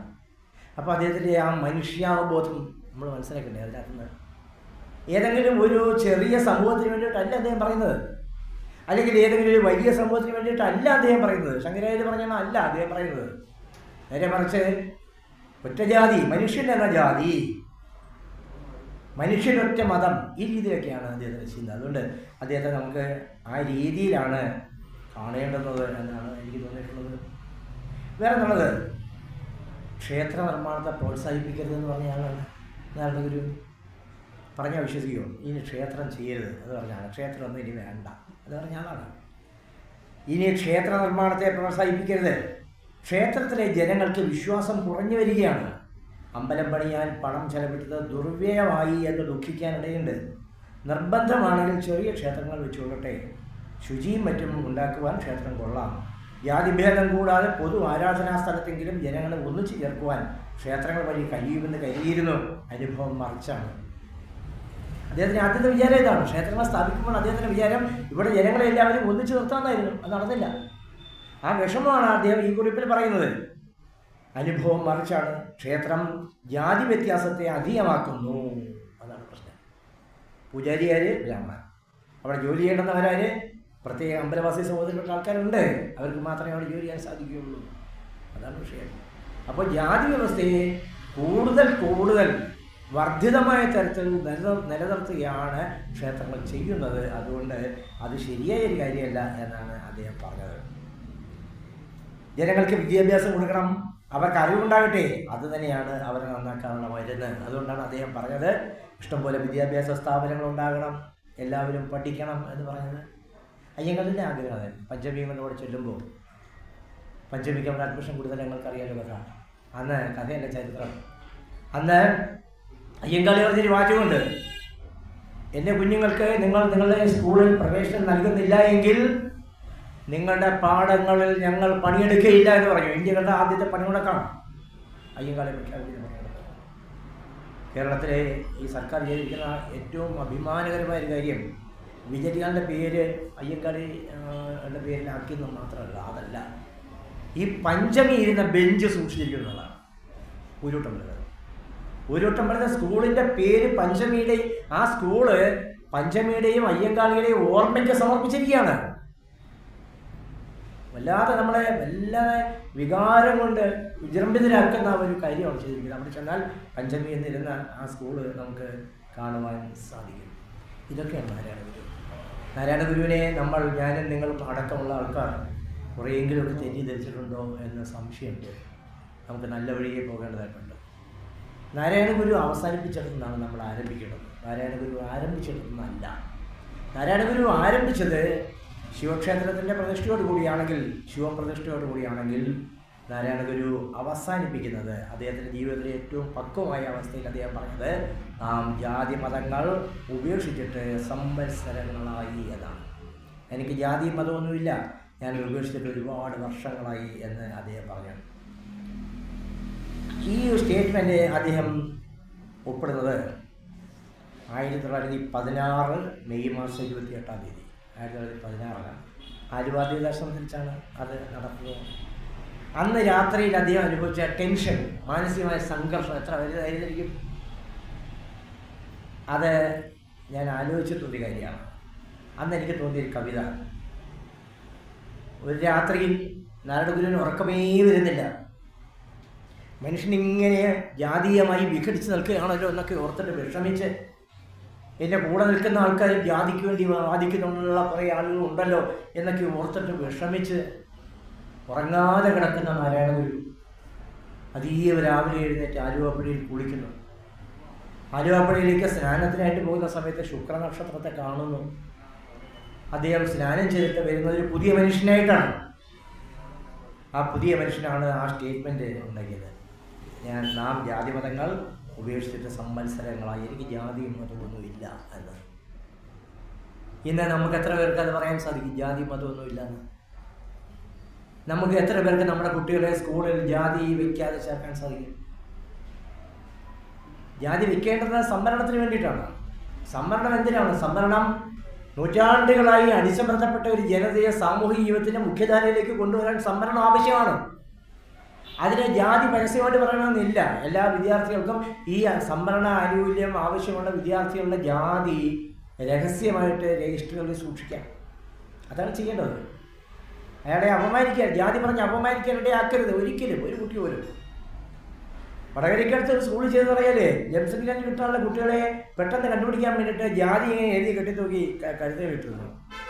ഒരു 10 വർഷത്തിനിടയ്ക്ക് സംഭവിച്ചതാണ്. അങ്ങനെയൊന്നും ചെയ്യാൻ പാടില്ല. ദളിതർക്ക് സംവരണം ആവശ്യമാണ്. കാര്യം ദളിതർ ഏറ്റവും കൂടുതൽ അവഗണിക്കപ്പെട്ടവരും മാറ്റി നിർത്തപ്പെട്ടവരുമാണ്. കഴിവുകളേറെയുള്ളവരാണ്. അവരാണ് കൃഷി ചെയ്തത്. കവിതയുടെ അച്ഛനമ്മമാർ കർഷക തൊഴിലാളികളാണ്. കവിത പിറന്നത് വയലിലാണ്. പക്ഷേ അവർക്ക് യാതൊരു മാന്യതയും കൽപ്പിക്കാത്ത ഒരു സാമൂഹിക വ്യവസ്ഥയായിരുന്നു നമുക്ക് ഉണ്ടായിരുന്നത് എന്നുള്ളത് കൊണ്ട് അത് മാറ്റേണ്ടതായിട്ടുണ്ട്. ഇതൊക്കെ അദ്ദേഹം ആലോചിച്ചിട്ടുണ്ടാവും. ആലുവപ്പുഴയിൽ ഒരു പുലരിയിൽ നിന്നുള്ള കവിത എനിക്ക് അങ്ങനെ കിട്ടിയതാണ്. ആ കവിത ഇങ്ങനെയാണ്. ഇത് ആത്മോപദേശ ശതകത്തിന് അദ്ദേഹം ഉപയോഗിച്ച അതേ താളക്രമം ഉപയോഗിച്ച് എഴുതിയ ഒരു കവിതയാണ്. പെരുമഴ തോർന്നു ചെരാത് ഉദിച്ച പോലെ, ബഹളമൊഴിഞ്ഞു പ്രശാന്തി പൂത്ത പോലെ, കരിമുകിലാധിയഴിഞ്ഞ ശ്യാമവിണ്ണിൻ നെറുകയിലുണ്ട് ഒരു പീതരമ്യതാരം. ഗുരുതര ചിന്തകളോടെ അന്നുഷസ്സിൽ ഗുരുവിഷമുദ്രകൾ കണ്ടറിഞ്ഞു വന്നു കുയിലുകൾ പാടിയുറഞ്ഞ ഗ്രാമവൃക്ഷം. കഥയറിയാതെ അതു തന്നെ നോക്കി നിന്നു. ചെറുതിരമേഞ്ഞു തളർത്ത വശ്യ ചൂർണിപ്പുഴയുടെ നീലജലപ്പുതപ്പിനുള്ളിൽ ഇണയുടെ വാലു പിടിച്ചുലഞ്ഞു പോകും കുനുകുനു മീനുകളെന്ന പോലെ മോഹം. കരുണയഴാത്ത മതാന്ധകാരവേദി, കലഹമുതിർത്ത വിനാശചിന്ത ജാതി, പല മതസാരവുമേകമെന്ന മൂല്യം പൊളിവചനത്തിനെ ഉദാഹരിക്കലായി. വിജയപരാജയവാദവേതുമില്ല, അറിയുകയും അറിയിക്കയും പ്രധാനം. വിവിധ വിചാര ഗുണങ്ങൾ ചേർന്നിരുന്നാൽ ഹൃദയവിശാലത പൂർണ്ണചന്ദ്രനാകും. ഒരു വശമങ്ങനെ ശോഭയോടെ നിൽക്കെ, മറുവശം എത്ര ഭയാനകം വിചിത്രം. ക്ഷമയുടെ വൃക്ഷലതാദികൾക്കു പോലും മതം അപശാന്തി തളിക്കും അപ്രിയത്വം.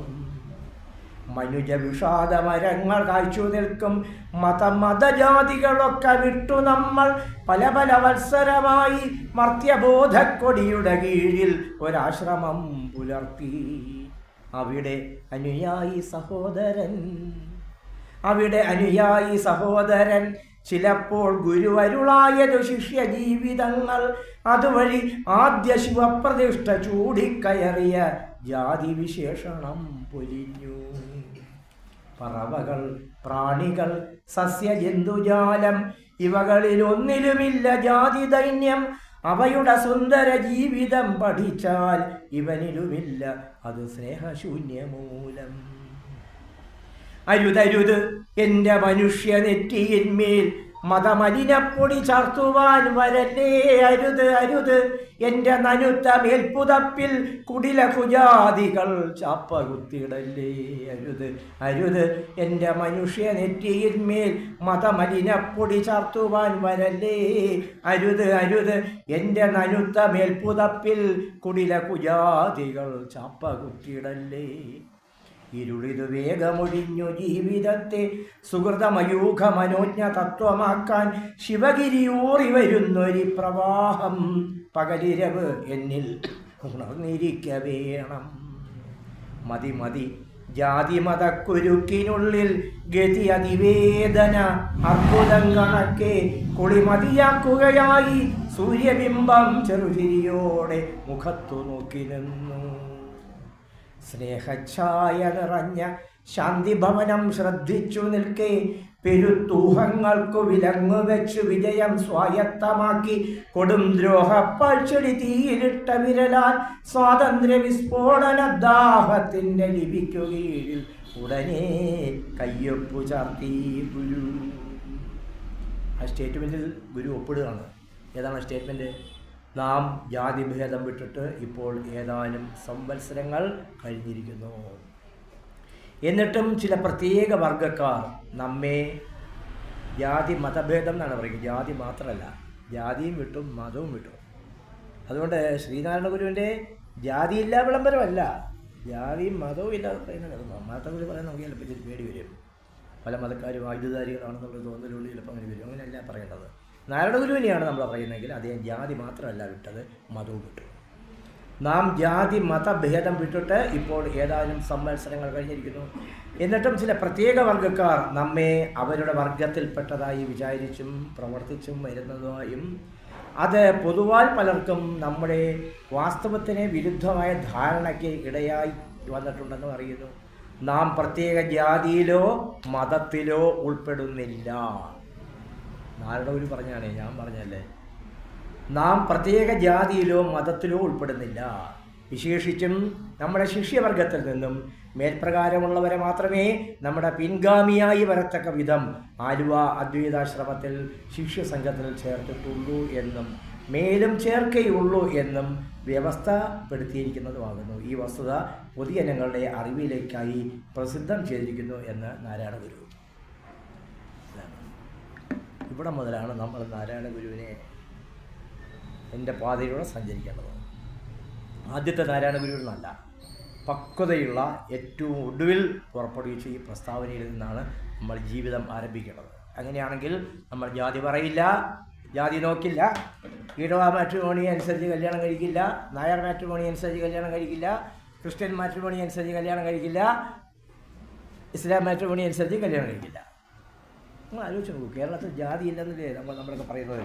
ഞായറാഴ്ച പത്രം എടുത്ത് നോക്കിയാൽ മതി, എന്ത് രസമാണെന്നറിയാം. ഞായറാഴ്ച പത്രം ആർക്കും ഞായറാഴ്ച നിങ്ങൾ സങ്കടം വരുന്നുണ്ടെങ്കിൽ പത്രം എടുത്തതിൻ്റെ മാട്രിമോണിയൽ കോളം നോക്കിയാൽ മതി, വൈവാഹിക പരസ്യം നോക്കിയാൽ മതി. വൈവാഹിക പരസ്യം നോക്കിയാൽ എന്തായിരിക്കും? സുന്ദരിമാരുടെ കേരളം. എല്ലാം സുന്ദരിമാരാണ്. ഏതെല്ലാം സുന്ദരിമാരാണ്? ബ്രാഹ്മൺ സുന്ദരി, വാര്യർ സുന്ദരി, നായർ സുന്ദരി, ഈഴവ സുന്ദരി, വിശ്വകർമ്മ സുന്ദരി, ബ്രാക്കറ്റ് മരം. നമ്മൾ കഴിഞ്ഞ് മരത്തിനാണ് വലിയ ആലോചന വിചാരിച്ചു. ഇങ്ങനെയുള്ള സുന്ദരിമാർ. ഇസ്ലാം അതിസുന്ദരി, ക്രിസ്ത്യൻ അതീവ സുന്ദരി. ഈ ജാതിയെ വെച്ച് നമ്മൾ നോക്കിയാൽ ഏറ്റവും കൂടുതൽ ജാതി വരുന്ന ചില പത്രങ്ങളുണ്ട്. ആ പത്രത്തിൻ്റെ ജാതി കൂടി നമുക്ക് മനസ്സിലാക്കാൻ സാധിക്കും. പത്രത്തിന് ജാതിയുള്ള വലിയ ഒരു സംസ്ഥാനം കേരളമാണ്. മാറണ്ടേ? നാരായണഗുരുവിൻ്റെ രീതി അനുസരിച്ച് നമ്മൾ മാറണ്ടേ? സ്കൂളിൽ കുട്ടികളെ ചേർക്കുമ്പോൾ ജാതി ചേർക്കണമെന്ന് നിർബന്ധമുണ്ടോ? ഒരിക്കലുമില്ല. ജാതി ബ്ലാങ്കായിട്ടിടാം, അല്ലെങ്കിൽ നില്ലെന്നെഴുതാം. ഞാൻ എൻ്റെ കുഞ്ഞുങ്ങളെ എങ്ങനെയാണ് ചേർത്തത്? എൻ്റെ വീട്ടിലെ 3 കുട്ടികളെ, എൻ്റെ മകനും 2 കൊച്ചുമക്കളും, ആർക്കും ജാതിയും മതവും വെച്ചിട്ടില്ല. അങ്ങനെയും ചേർക്കാം കുട്ടികളെ, അങ്ങനെ ചേർക്കാം. അപ്പോൾ ചോദ്യം ചെയ്യാവുന്നൊരു കാര്യം, സംവരണാനുകൂല്യങ്ങൾ എങ്ങനെ? സംവരണാനുകൂല്യം ഇതുവഴിയല്ല കൊടുക്കണമെന്ന്. സംവരണാനുകൂല്യത്തിന് അയാളുടെ ജാതി, അയാൾ ദളിതനാണെങ്കിൽ അയാൾക്ക് സംവരണ അർഹതയുണ്ടെങ്കിൽ അത് കോൺഫിഡൻഷ്യലായിട്ട് രഹസ്യമായിട്ട് സർക്കാർ സൂക്ഷിക്കുകയും അവരെ ആ രീതിയിൽ മുന്നോട്ട് കൊണ്ടുപോവുകയുമാണ് ചെയ്യേണ്ടത്. അല്ലാതെ പരസ്യമായിട്ട് അവഹേളിക്കത്തക്ക രീതിയിൽ ജാതി പറയേണ്ട കാര്യമില്ല എന്നാണ് എനിക്ക് തോന്നുന്നത്. സർക്കാരിൻ്റെ നിയമം ഉത്തരവുണ്ട്, കുട്ടിയെ സ്കൂളിൽ ചേർക്കുന്ന സമയത്ത് ജാതി വയ്ക്കണം എന്ന് നിർബന്ധമില്ല. അങ്ങനെ ചെയ്യാവുന്നേ ഉള്ളൂ. നമ്മളങ്ങനെ ചെയ്യാറുണ്ടോ? നാരായണഗുരുവിനെയാണ് നമ്മൾ വിശ്വസിക്കുന്നതെങ്കിൽ കുഞ്ഞുങ്ങൾക്ക് ജാതി വയ്ക്കാൻ പാടില്ല. മരണാനന്തര ചടങ്ങുകൾ നാരായണഗുരുവിൻ്റെ കാലത്ത് ഇല്ലാത്തൊരു പ്രത്യേക ചടങ്ങുണ്ട് ഇപ്പോൾ. നിങ്ങൾക്കറിയാമല്ലോ, ഒരാൾ മരിച്ചാൽ പെട്ടെന്ന് തന്നെ സാമുദായിക സംഘടന കൊണ്ടുവന്നൊരു കൊടിയെ വയ്ക്കുകയാണ്, ഒരു കറുത്ത കൊടി. അപ്പോൾ ആളുകളുടെ ജാതി നമുക്കറിയാം. ആരാണ് മരിച്ചതെന്ന് അറിയാൻ വയ്യ, അയാളെ എന്ത് ചെയ്യുന്നു നമുക്കറിയാൻ വയ്യ, അയാൾ ജോലി ഉണ്ടായിരുന്നോ ജോലി ഇല്ലയോ നമുക്കറിയാൻ വയ്യ, ഗൾഫിൽ പോയിട്ടുള്ള ആളാണോ അല്ലാത്ത ആളാണോ അറിയാൻ വയ്യ, അയാളുടെ പേരെന്താണെന്ന് നമുക്കറിയാൻ വയ്യ, ആണാണോ പെണ്ണാണോ നമുക്കറിയാൻ വയ്യ. പക്ഷേ അയാൾ നായരാണെന്നോ ഈഴവനാണെന്നോ ഒക്കെ നമുക്കറിയാൻ പറ്റും. അതാണ് കേരളം. മരണവീട്ടിൽ ജാതിക്കൊടി കത്തുന്ന കേരളമാണ്. നാരായണഗുരുവിൻ്റെ ആശയമാണോ ഇത്? ഒരിക്കലുമല്ല. അതുകൊണ്ട് നമ്മൾ കൂടുതൽ നാരായണഗുരുവിലേക്ക് ചേർന്ന് നിൽക്കുക എന്നാണ് ഈ മഹത്തായ ഗ്രന്ഥശാലയിൽ വളരെ ശ്രദ്ധിച്ചിരിക്കുന്ന ബഹുമാന്യരായ നിങ്ങളുടെ മുഖത്ത് നോക്കി വളരെ വിനയപൂർവ്വം എനിക്ക് പറയാനുള്ളത്. നമുക്ക് നാരായണഗുരുവിലേക്ക് സഞ്ചരിക്കാം, അതാണ് നല്ലത്. നമസ്കാരം.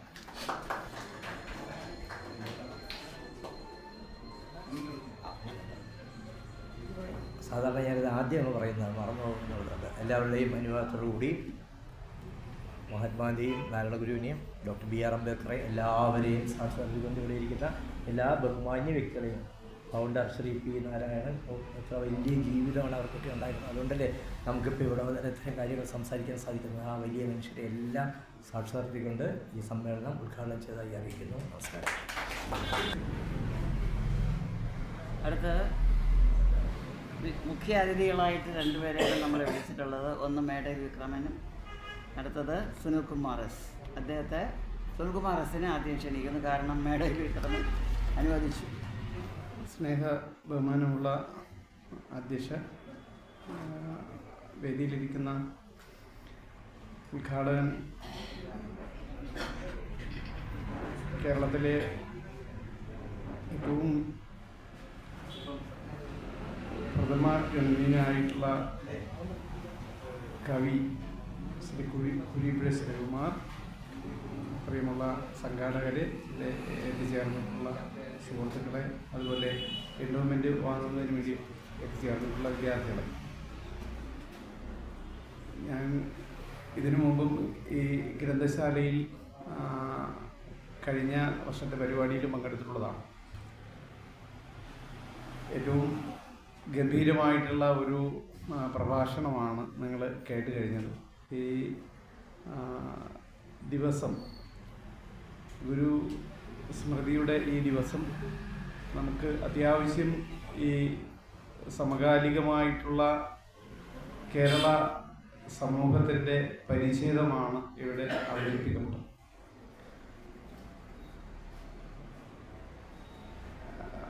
നമ്മുടെ കവി കുരീപ്പുഴ ശ്രീകുമാറിനെ സംബന്ധിച്ച് ഇപ്പോൾ വലിയ ഒരു വിഷയമുള്ളത് സംഘപരിവാറിൻ്റെ വലിയ ഭീഷണി നിലനിൽക്കുന്ന കവിയും സാമൂഹ്യ പ്രവർത്തകനും ഒക്കെ കൂടിയാണ് അദ്ദേഹം. അതുകൊണ്ട് തന്നെ അദ്ദേഹത്തിന് ശേഷം വലിയ ഒരു പ്രഭാഷണത്തിന് ഞാൻ മുതിരുന്നില്ല.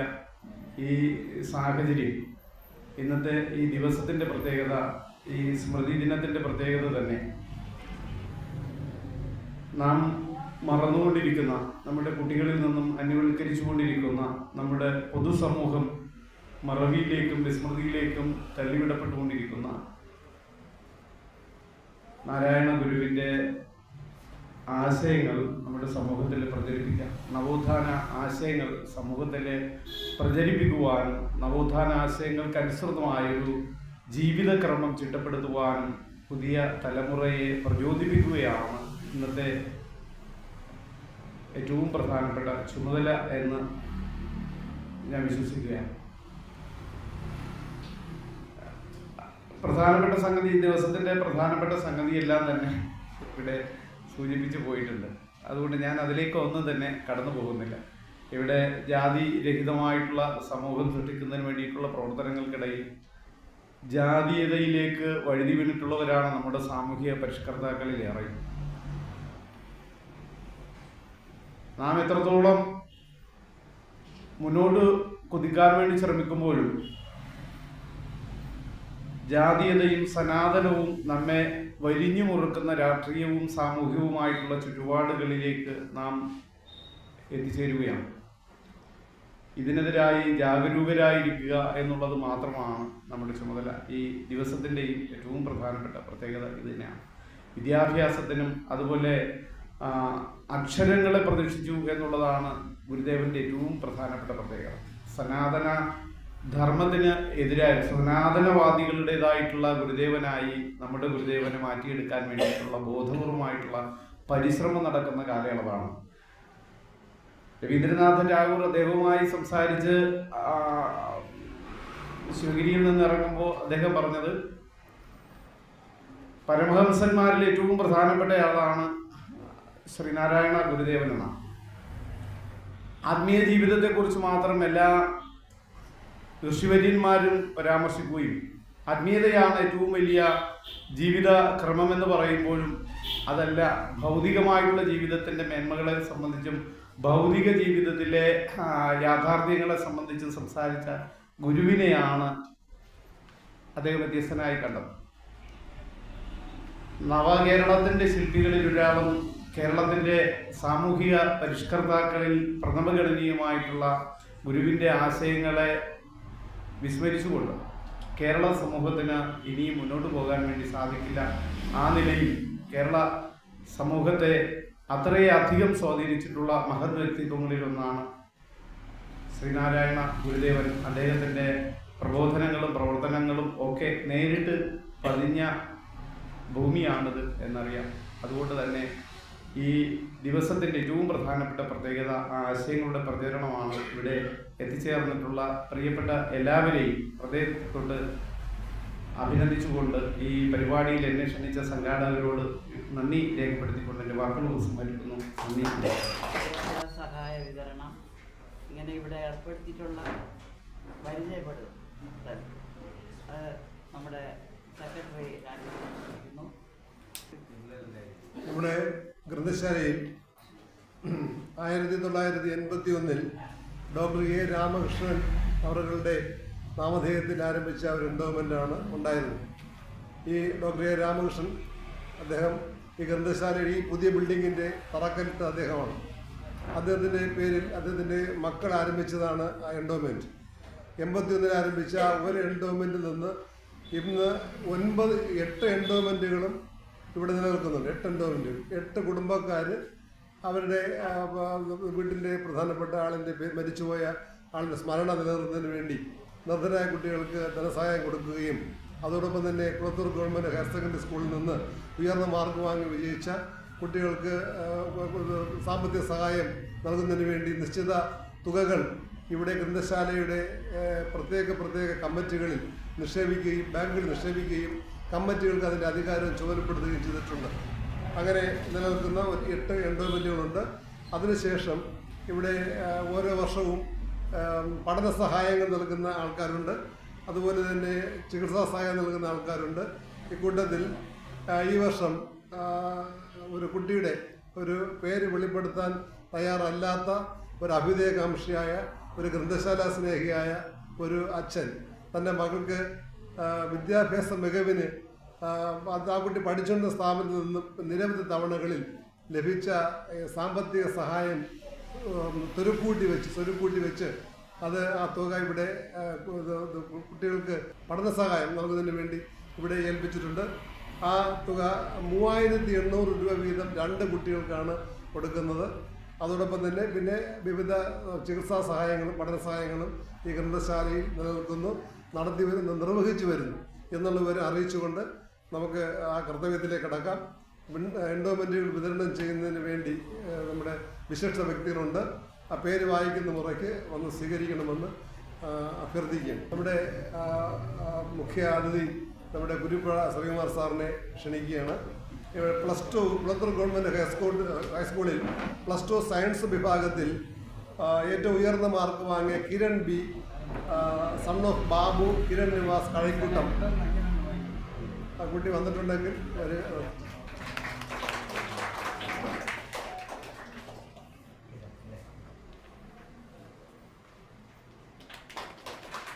+2 കൊമേഴ്സ് വിഭാഗത്തിൽ കുളത്തൂർ ഗവൺമെൻറ് ഹയർ സെക്കൻഡറി സ്കൂളിലെ +2 കൊമേഴ്സ് വിഭാഗത്തിൽ ഉയർന്ന മാർക്ക് വാങ്ങിയ Anuja B Raj, daughter of Anil Raj, Karippurathala വീട്, ചെറുവൈക്കൽ, ശ്രീഹരി.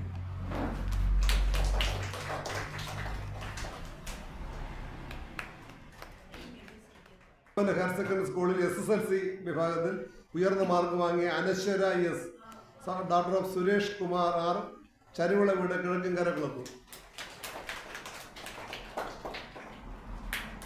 ഞാൻ നേരത്തെ പറഞ്ഞ വിദ്യാഭ്യാസ സഹായം നൽകിയ ആ പേര് വെളിപ്പെടുത്താൻ കഴിയാത്ത ആ രക്ഷകർത്താവിൻ്റെ മകൾക്ക് MBBS അഡ്മിഷൻ കിട്ടിയതിൻ്റെ ആ ഒരു സന്തോഷം കൊണ്ടാണ് ഈ സംഭാവന ഇവിടെ വിതരണം ചെയ്യുന്നതെന്ന് കൂടി അറിയിച്ചുകൊള്ളട്ടെ. ആനന്ദ് പ്രകാശ് എന്നാണ് സഹായം ഏറ്റുവാങ്ങാൻ വരുന്ന കുട്ടിയുടെ പേര്.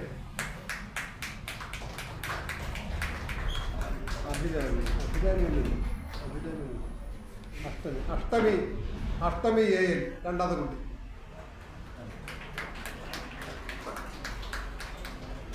ചികിത്സാ സഹായം ശ്രീമതി വത്സല കുഞ്ചാലമ്മൂട്. രണ്ടാം സജേഷ് മാറുള്ള വീട്, സജേഷ്. കുമാരി ദിയ സുനിൽ, ഗവൺമെൻറ് LPS മന്മള, കുമാരി ദിയ സുനിൽ, പഠന സഹായം.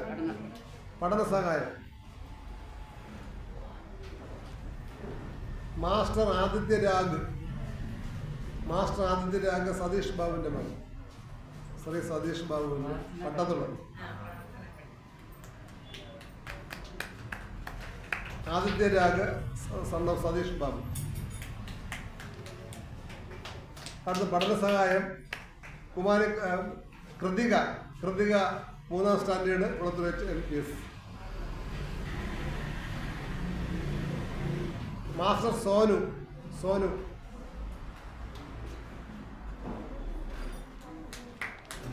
Kumari Amritha, daughter of Sindhu.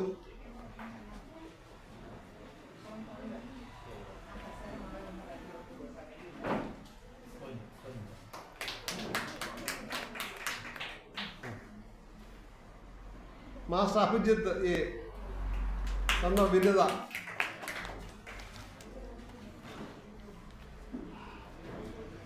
പഠന സഹായം അഖിൽ ജി ആർ, 7ാം സ്റ്റാൻഡേർഡ്, കുളം റജസ്. Kumari Abhinava A Sajimon. Kumari Abhinava A Sajimon.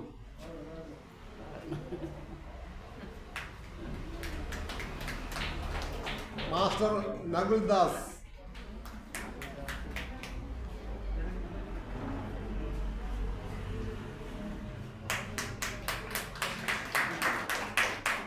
Kumari Lakshmi Kannenvilakan. Kumari Lakshmi കണ്ണേൻവിളാകൻ.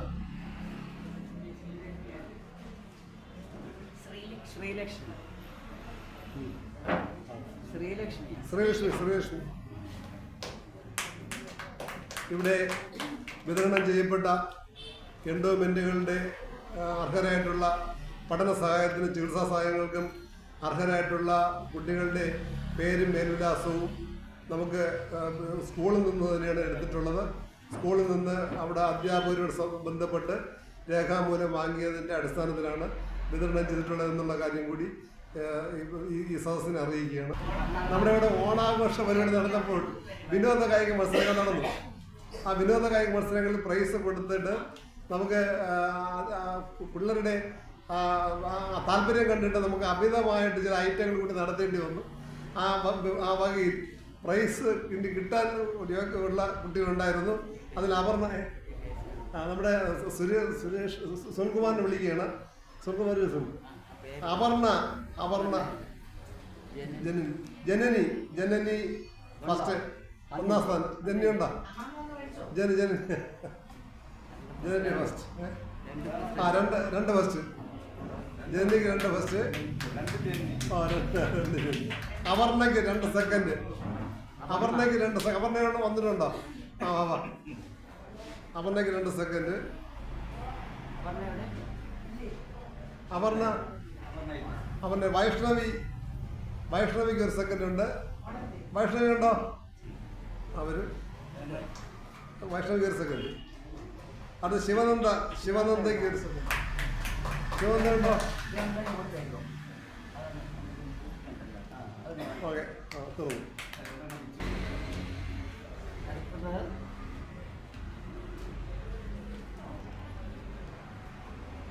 Shri Davy Praman അവരുടെ 2 വാർത്തകൾ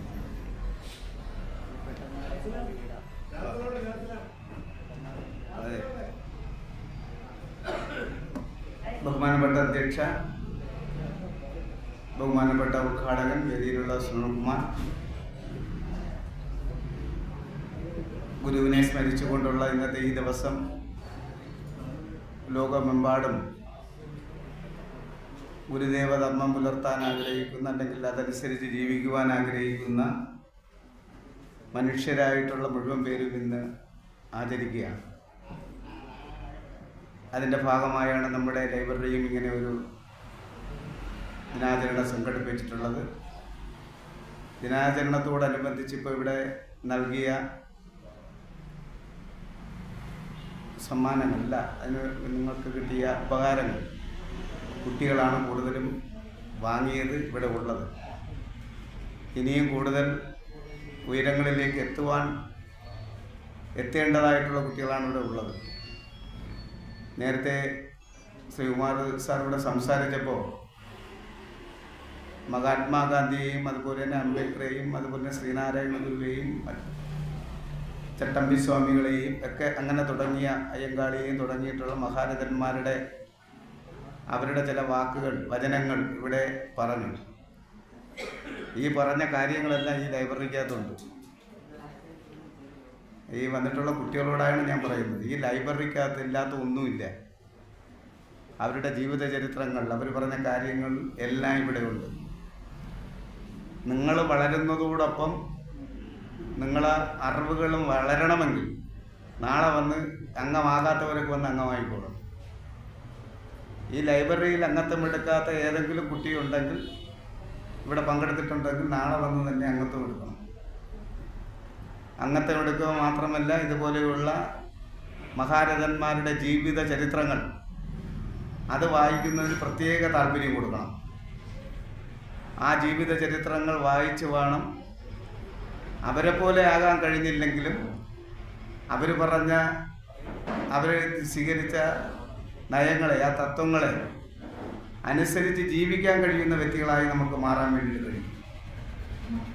അതിനു വേണ്ടി കൂടിയാണ് ലൈബ്രറികൾ ഉള്ളത്. നേരത്തെ സാർ എല്ലാം വിശദമായി ഇവിടെ പറഞ്ഞു. ഇതിൻ്റെ ഗുരു പറഞ്ഞ കാര്യങ്ങളാണ് അദ്ദേഹം ഇവിടെ പറഞ്ഞത്. അദ്ദേഹത്തിൻ്റെ കയ്യിൽ നിന്നിട്ട് ഒന്നും ഇവിടെ പറഞ്ഞില്ല. പക്ഷേ ഇവിടെ ആയതുകൊണ്ടാണ് ശ്രീകുമാർ സാർ ഇത് പറഞ്ഞത്. കേരളത്തിലായതുകൊണ്ട്, കേരളത്തിൽ നിന്ന് സംസാരിക്കുന്നതുകൊണ്ടാണ് ഇതെല്ലാം പറയുന്നത്. കുറച്ചുകൂടെ അങ്ങോട്ടോ ഇങ്ങോട്ടോ ഒന്നും പോയതെന്നൊന്നും പറയാൻ പറ്റില്ല. പറഞ്ഞാൽ വിവരം അറിയും. പറഞ്ഞവരൊക്കെ വിവരം അറിഞ്ഞുകൊണ്ടിരിക്കുകയാണ്. ഇത് നമ്മുടെ നാടിൻ്റെ ഒരു പ്രത്യേകതയാണ്, നമ്മുടെ സംസ്ഥാനത്തിൻ്റെ പ്രത്യേകതയാണ്.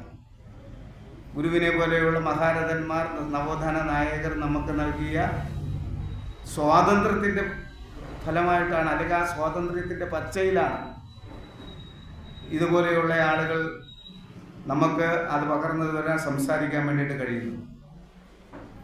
അത് നഷ്ടപ്പെടാതെ നോക്കേണ്ടത് നമ്മുടെ ഇന്ന് ഒരു 50 വയസ്സും 40 വയസ്സും ഒക്കെ പ്രായമുള്ളവരുടെ കടമയാണ്. ഇവിടെ ഇരിക്കുന്ന കുട്ടികൾക്ക് നാം ഇന്ന് അനുഭവിക്കുന്ന ഈ സ്വാതന്ത്ര്യം, നമ്മുടെ തൊട്ടു മുമ്പുള്ള തലമുറയിൽ ഇത്രയും സ്വാതന്ത്ര്യമൊന്നും അനുഭവിച്ചിട്ടില്ല, ചരിത്രമാണ്. ആ തലമുറ അനുഭവിച്ചിട്ടുള്ള ത്യാഗങ്ങളുടെ ഫലമാണ് നാം ഇന്ന് സുഖിക്കുന്നത്. നമ്മുടെ സുഖം, നമ്മളിന്ന് അനുഭവിക്കുന്ന ഈ സ്വാതന്ത്ര്യം നമ്മുടെ ഈ കൊച്ചു കുട്ടികൾക്ക്, വരും തലമുറയ്ക്ക് പകർന്നു കൊടുക്കേണ്ട, അല്ലെങ്കിൽ അവർക്കും കൂടി ലഭിക്കേണ്ട ഒരു സാഹചര്യം ഒരുക്കേണ്ടത് നമ്മളാണ്. അതുകൊണ്ട് അത് മറന്നു പോകാതെയുള്ള പ്രവർത്തനങ്ങളിൽ നമ്മൾ സജീവമായി ഇതുപോലെയുള്ള യോഗങ്ങളിലും അതുപോലെ പ്രഭാഷണങ്ങളിലുമൊക്കെ ശ്രദ്ധാപൂർവം പങ്കെടുത്ത് കുട്ടികളെ ആ രീതിയിൽ കൊണ്ടുവരാൻ വേണ്ടിയിട്ടുള്ള കഴിയണം എന്ന് മാത്രം പറഞ്ഞുകൊണ്ട് ഈ ദിനാചരണത്തിൽ ഇവിടെ സംഘടിപ്പിച്ച ഈ ഇതിന് എല്ലാവിധ ഭാവുകങ്ങളും അർപ്പിച്ചുകൊണ്ട് ഞാൻ എൻ്റെ വാക്കുകൾ അവസാനിപ്പിക്കും. വിശേഷിച്ചു നമ്മുടെ ഈ ഫംഗ്ഷൻ ഉദ്ഘാടനം ചെയ്ത കഞ്ഞിപ്പുഴ ശ്രീകുമാർ സാർ, ഞാൻ എടുത്തു പറയാനുള്ള കാര്യം, അദ്ദേഹം കുറച്ച് സമയമെടുത്തതിന് നല്ല കാര്യങ്ങൾ നമുക്ക് ശ്രമിക്കുവാൻ വേണ്ടിയിട്ട് പറഞ്ഞത് കൊണ്ട് തന്നെയാണ്. കൂടുതലായിട്ടൊന്നും പറയുന്നില്ല. ഈ കുട്ടികളൊക്കെ ഇപ്പോൾ നമ്മുടെ നമുക്ക് ഇവിടുത്തെ എന്ന് പറഞ്ഞാൽ പറ്റില്ല, ഈ ലൈബ്രറിയുടെ തന്നെ വളരെ കാലങ്ങൾക്ക് മുമ്പ് അതിൻ്റെ ഒരു പ്രവർത്തനമായിരുന്ന ആളാണ് നമ്മുടെ ഈ നാടയിൽ വിക്രമൻസറാവ്. അദ്ദേഹം തന്നെ ഇവിടെ സംസാരിക്കുന്നത് വളരെ പരിമിതമായ വാക്കുകൾ കൊണ്ട് നിർത്തി. അതുകൊണ്ട് കൂടുതലൊന്നും സംസാരിക്കാനുള്ള സമയമല്ല ഇപ്പോഴും. ഈ ഗ്രന്ഥശാല എന്തായിരുന്നാലും ഗുരുവിൻ്റെ ആശീർവാദത്തോടുകൂടി നമ്മുടെ ഈ പണം വെച്ചിട്ടുണ്ട്. എഡിസൺ നാരായണൻ മുതലാളി അദ്ദേഹം സ്ഥാപിച്ച ഗ്രന്ഥശാല അതിവിടെ ഉള്ളത് കൊണ്ട് തന്നെയാണ് ഇവിടെ ധാരാളം പേർ ഉദ്യോഗത്തിലും സംസ്കാര സമ്പന്നരായി മാറിയത് ഈ കോക്കുളത്തൂർ. അത് ഈ ലൈബ്രറിയുടെ ഒരു നേട്ടം തന്നെയാണ്. 1920 മുതൽ കാത്തു സൂക്ഷിച്ചു വന്ന ഈ നേട്ടം കൈവിടാതെ യഥാസമയം ഇവിടെ ഭരിക്കുന്ന ഭരണസമിതി അംഗങ്ങൾ കൈകോർത്ത് പിടിച്ചുകൊണ്ട് തന്നെ അത് കെട്ടിപ്പൊക്കി ആ മഹത്തായ പാരമ്പര്യം ഉൾക്കൊണ്ട് തന്നെ പോകുകയാണ്. അതിനിയും ഉണ്ടാകട്ടെ എന്ന് ആത്മാർത്ഥമായി പ്രാർത്ഥിക്കുന്നു. ഇതിൻ്റെ ഫലമായിട്ടാണ് കുറച്ച് കൂടുതൽ ആളുകൾ എൻറോൾമെൻറ്റുകൾ ഇവിടെ സ്ഥാപിച്ചതും കുട്ടികൾക്ക് പഠിക്കുന്നതിന് മിടുക്കരായ കുട്ടികൾക്ക് അതിൻ്റെ സഹായങ്ങൾ വിതരണം ചെയ്യാൻ കഴിഞ്ഞതും, അതുമാത്രമല്ല പഠിക്കുന്ന കുട്ടികൾക്ക് പഠന സഹായങ്ങൾ കൊടുക്കുവാൻ ഇവിടെ കഴിഞ്ഞതും, ഏതാനും പേർക്ക് ചികിത്സാ സഹായം കൊടുക്കുവാൻ കഴിഞ്ഞതും ഈ ഗ്രന്ഥശാലയുടെ നേട്ടം തന്നെയാണ്. വരും കാലങ്ങളിൽ നമ്മുടെ വിക്രമ സഹായം സൂചിപ്പിച്ച ഒരു കാര്യം കൂടി പറയാൻ ഞാൻ ആഗ്രഹിക്കുന്നു. ഈ പരിസരത്തും ഈ പ്രദേശത്തുമൊക്കെയുള്ള കുട്ടികൾ ഈ ഗ്രന്ഥശാലയിൽ അംഗങ്ങളായി ഇതിനെ പ്രചോദനപ്പെടുത്തണം നിങ്ങൾ ഓരോരുത്തരും എന്ന് മാത്രം പറഞ്ഞുകൊണ്ടു, അതുപോലെ ഇനിയും അടുത്ത വർഷവും ഇതുപോലെ ഒരുപാട് ചികിത്സാ സഹായങ്ങളോ പഠന സഹായങ്ങളോ ഒക്കെ നൽകുവാൻ ഇടവരട്ടെ എന്ന് പ്രാർത്ഥിച്ചുകൊണ്ടും ഈ സംരംഭത്തിന് എല്ലാവിധ ഭാവങ്ങളും നേർന്നുകൊണ്ട് തീർത്തുകൊള്ളും. കുളത്തൂർ ശ്രീനാരായണ ഗ്രന്ഥശാലയുടെ 98ാം ഗുരുദേവ സമാധി ആഘോഷം ചടങ്ങിലേക്ക് ക്ഷണിച്ചതിൽ ഭാരവാഹികളായ പ്രിയപ്പെട്ട വിജയമ ടീച്ചറിനോടും കുളത്തൂർ രാജീവ് സാറിനോടും നന്ദി രേഖപ്പെടുത്തുന്നു. ഇവിടെ വർഷങ്ങൾക്ക് മുമ്പ് എൻ്റെ ഒരു എക്സിബിഷൻ സംഘടിപ്പിച്ചിരുന്നു. ശ്രീനാരായണ ഗുരുവിൻ്റെ അന്ന് 1000 പുസ്തകത്തിൻ്റെ ഒരു പ്രദർശനമായിരുന്നു ഇവിടെ ഉണ്ടായിരുന്നത്. ശരിക്കും ഈ വേദിയിൽ കയറാനുള്ള ഒരു ധൈര്യം തന്നത് അന്ന് വിജയമ്മ ടീച്ചറിൻ്റെ ഒരു നിർബന്ധം കൊണ്ടായിരുന്നു. അത് ഒരിക്കലും മറക്കാൻ പറ്റാത്തൊരു അനുഭവമായിരുന്നു. എനിക്ക് ഒരു കാര്യം പറയാനുള്ളത്, ഇന്ന് ശ്രീനാരായണ ഗുരുവിൻ്റെ സന്ദേശങ്ങൾ ഞാൻ വാട്സപ്പ് വഴിയും സോഷ്യൽ മീഡിയ വഴിയൊക്കെ വളരെ ശ്രദ്ധിക്കുന്നുണ്ട്. ഇത് കൃത്യമായി വളച്ചൊടിച്ച് ഗുരുവിൻ്റെ സൂക്തങ്ങളും സന്ദേശങ്ങളും സംഭാഷണങ്ങളും ഒക്കെ തന്നെ വളച്ചൊടിച്ച് തെറ്റായ വ്യാഖ്യാനങ്ങൾ കൊടുത്ത് തെറ്റായ അതിലുള്ള ചില ഡയലോഗുകൾ, ചില വരികൾ എടുത്തു മാറ്റി വളരെ ഭംഗിയായി ഇവർക്ക് വർഗീയവാദികൾ കേരളത്തിൽ ഉപയോഗപ്പെടുത്തിക്കൊണ്ടിരിക്കുന്നത്. അത് നമ്മൾ ശ്രദ്ധിക്കുന്നില്ലെന്നുള്ളതാണ്. ഈ കിട്ടൺ റൈറ്ററും വല്ലഭശ്ശേരിയായിട്ടുള്ള ഒരു സംഭാഷണം കോട്ടയം നാഗമ്പടത്ത് വെച്ച് ശ്രീനാരായണ ഗുരു നടത്തിയൊരു സംഭാഷണത്തിൽ വളരെ കൃത്യമായിട്ട് തുടക്കത്തിൽ പറയുന്നത്, മുസ്ലിങ്ങൾക്ക് മെക്കയും ഹിന്ദുക്കൾക്ക് കാശിയും ക്രിസ്ത്യാനികൾക്ക് ജെറുസലേം ഉണ്ടല്ലോ, നമ്മൾക്കും ഒരു തീർത്ഥാടന കേന്ദ്രമുണ്ട്. നമ്മളൊന്ന് ഉദ്ദേശിച്ചത് ക്രിസ്ത്യാനിയും മുസ്ലിമും ഹിന്ദുവും ഒക്കെ ചേരുന്ന, ഇത് മാത്രമല്ല മതനിഷേധികളും യുക്തിവാദികളും നിരീശ്വരവാദികളും കമ്മ്യൂണിസ്റ്റുകാരും എല്ലാ മനുഷ്യരും വർഗീയവാദികളല്ലാത്ത ഭേദചിന്ത ഇല്ലാത്ത മുഴുവൻ മനുഷ്യരെയും ഒന്നിച്ചു ചേർക്കുന്ന ഒന്നിച്ചണിനിരുത്തുന്ന ഒരു തീർത്ഥാടന കേന്ദ്രമായിട്ടാണ് ഗുരു വിഭാവന ചെയ്തെന്നുള്ളതാണ്. കിട്ടൺ റൈറ്ററും വല്ലഭശ്ശേരിയായിട്ടുള്ള ആദ്യത്തെ കിട്ടൺ റൈറ്റർ ഒരു പുസ്തകം ആദ്യകാലത്ത് ഇറങ്ങിയിട്ടുണ്ട്, എൻ്റെ റീപ്രിൻ്റ് ഇറങ്ങിയിട്ടുണ്ട്. അതിൽ വളരെ കൃത്യമായിട്ടുണ്ട്. പക്ഷേ ഇപ്പോഴും ഇറങ്ങുന്ന പല പുസ്തകങ്ങളിലൊക്കെ തന്നെ ഈ ഒരു വരിയെടുത്ത് മാറ്റിയിട്ടുണ്ട്. അത് നോക്കുമ്പോൾ അറിയാൻ പറ്റും. അതായത് ഈ മതക്കാർക്ക് ഞങ്ങൾ ഹിന്ദുക്കളല്ല എന്നുള്ള ഏറ്റവും വലിയ തെളിവാണ്. ശ്രീനാരായണീയർ ഹിന്ദുക്കളെ അല്ല എന്നുള്ള ഏറ്റവും വലിയ തെളിവെന്ന് പറയുന്നത് ഈ ഒരു സംഭാഷണത്തിൽ ഇതിൻ്റെ ഒരു ഇൻട്രൊഡക്ഷനാണ്. ഇവർക്കെല്ലാം ഈ മതക്കാർക്കെല്ലാം തീർത്ഥാടന കേന്ദ്രങ്ങളുണ്ടല്ലോ, നമുക്കും വേണ്ട ഒരു തീർത്ഥാടന കേന്ദ്രം ആരാണ് നമ്മളെന്നുള്ളതാണ്. അത് തുടർന്ന് ഗുരു പറയുന്നുണ്ട്, എല്ലാവരെയും കൂട്ടിയിണക്കിക്കൊണ്ടുള്ള ഒരു തീർത്ഥാടനം ആണ് ഗുരു അവിടെ മുന്നോട്ട് വെച്ചത്. അതുമാത്രമല്ല, തിരഞ്ഞെടുത്തത് യൂറോപ്യന്മാരുടെ ആണ്ടുപിറവിയായ ജനുവരി 1-ാം തീയതിയാണ് ഗുരു തിരഞ്ഞെടുത്തത്. ശബരിമലയ്ക്കുള്ള കെട്ടി പോകുന്ന ഒരു സന്ദർഭത്തിലാണ് ഗുരു ഇത് സംസാരിക്കുന്നത്. അപ്പോൾ പറയും, ഇമാതിരിയുള്ള കെട്ടുകൊണ്ട് അങ്ങോട്ട് പോവേണ്ട കാര്യമില്ല, ഇതൊന്നും നമുക്ക് വേണ്ട. രുദ്രാക്ഷം എന്താ ചെയ്യുന്നത്? രുദ്രാക്ഷം ധരിച്ചാൽ എങ്ങനെയാണെന്ന് ചോദിച്ചപ്പോൾ ഗുരു പറയുന്നുണ്ട്, അത് അരച്ച് കലക്കി കുടിക്കുന്നതാണ് നല്ലതെന്ന്. അതുകൊണ്ട് വളരെ കൃത്യമായിട്ട് ഏറ്റവും ആധുനികമായ ഒരു സന്ദേശമാണ് ഗുരു അതിലൂടെ കൊടുക്കുന്നത്. അതുപോലെ ഓരോ സംഭാഷണത്തിലും ഗാന്ധിയായിട്ടുള്ള സംഭാഷണത്തിലും വളരെ വ്യക്തമായിട്ടാണ് ന്യൂനപക്ഷ മതങ്ങൾക്ക് വേണ്ടി വക്കാലത്ത് പറയാണ് ഗാന്ധി അവിടെ ചെയ്തത്. ഇതര മതങ്ങളിലും മോക്ഷപ്രാപ്തിക്ക് പര്യാപ്തമാണ്, ഇതര മതങ്ങളും മോക്ഷപ്രാപ്തിക്ക് പര്യാപ്തമാണെന്ന് ഗാന്ധിയെ തിരുത്തുകയും ഗാന്ധിയെ നേരായ വഴി കാട്ടിക്കൊടുക്കുകയും ചെയ്യുകയാണ് ഗുരു അവിടെ ചെയ്തത്. ഗാന്ധിയെ പുരോഗമന പക്ഷത്തേക്ക് കൈപിടിച്ചു വരുത്താൻ ഗുരു അവിടെ ഒരു ശ്രമം നടത്തുന്നുണ്ടെന്നുള്ള ആ ഗാന്ധിയെ ഇന്ത്യയിലെ വർഗീയവാദികൾ വെടിവെച്ച് കൊന്നപ്പോൾ ഇന്ന് ഗാന്ധിയെ തിരുത്തിയ പുരോഗമനത്തിൻ്റെ എക്സ്ട്രീം തലത്തിൽ നിൽക്കുന്ന ശ്രീനാരായണ ഗുരുവിൻ്റെ പേര് പറഞ്ഞാണ് വർഗീയവാദികൾ കേരളത്തിൽ അഴിഞ്ഞാടുന്നതാണ് സത്യം. അപ്പോൾ ഈ ഒരു സന്ദർഭത്തിൽ ഗുരുവിൻ്റെയും ബാബാ സാഹിബ് അംബേദ്കറുടെ സന്ദേശങ്ങൾ അവരുടെ ജീവിതമൊക്കെ പ്രചാരത്തിലെത്തിക്കേണ്ട ഒരു ബാധ്യത നാം ശ്രീനാരായണീയർക്കുണ്ടെന്നുള്ളത് ഒരു യാഥാർത്ഥ്യമാണ്. പുരോഗമനപക്ഷത്ത് നിൽക്കുന്നവർ മാത്രമല്ല, വർഗീയവാദികൾ മാത്രമല്ല, പുരോഗമനപക്ഷത്ത് നിൽക്കുന്നവർ പോലും ശ്രീനാരായണ ഗുരുവിനെ വേണ്ടത്ര രീതിയിൽ മനസ്സിലാക്കിയിട്ടില്ലെന്നുള്ളതാണ്. ഞാൻ ഒരു കാര്യം കൂടി പറഞ്ഞിട്ട് അവസാനിപ്പിക്കാം. സഹോദര അയ്യപ്പനെ കുറിച്ച്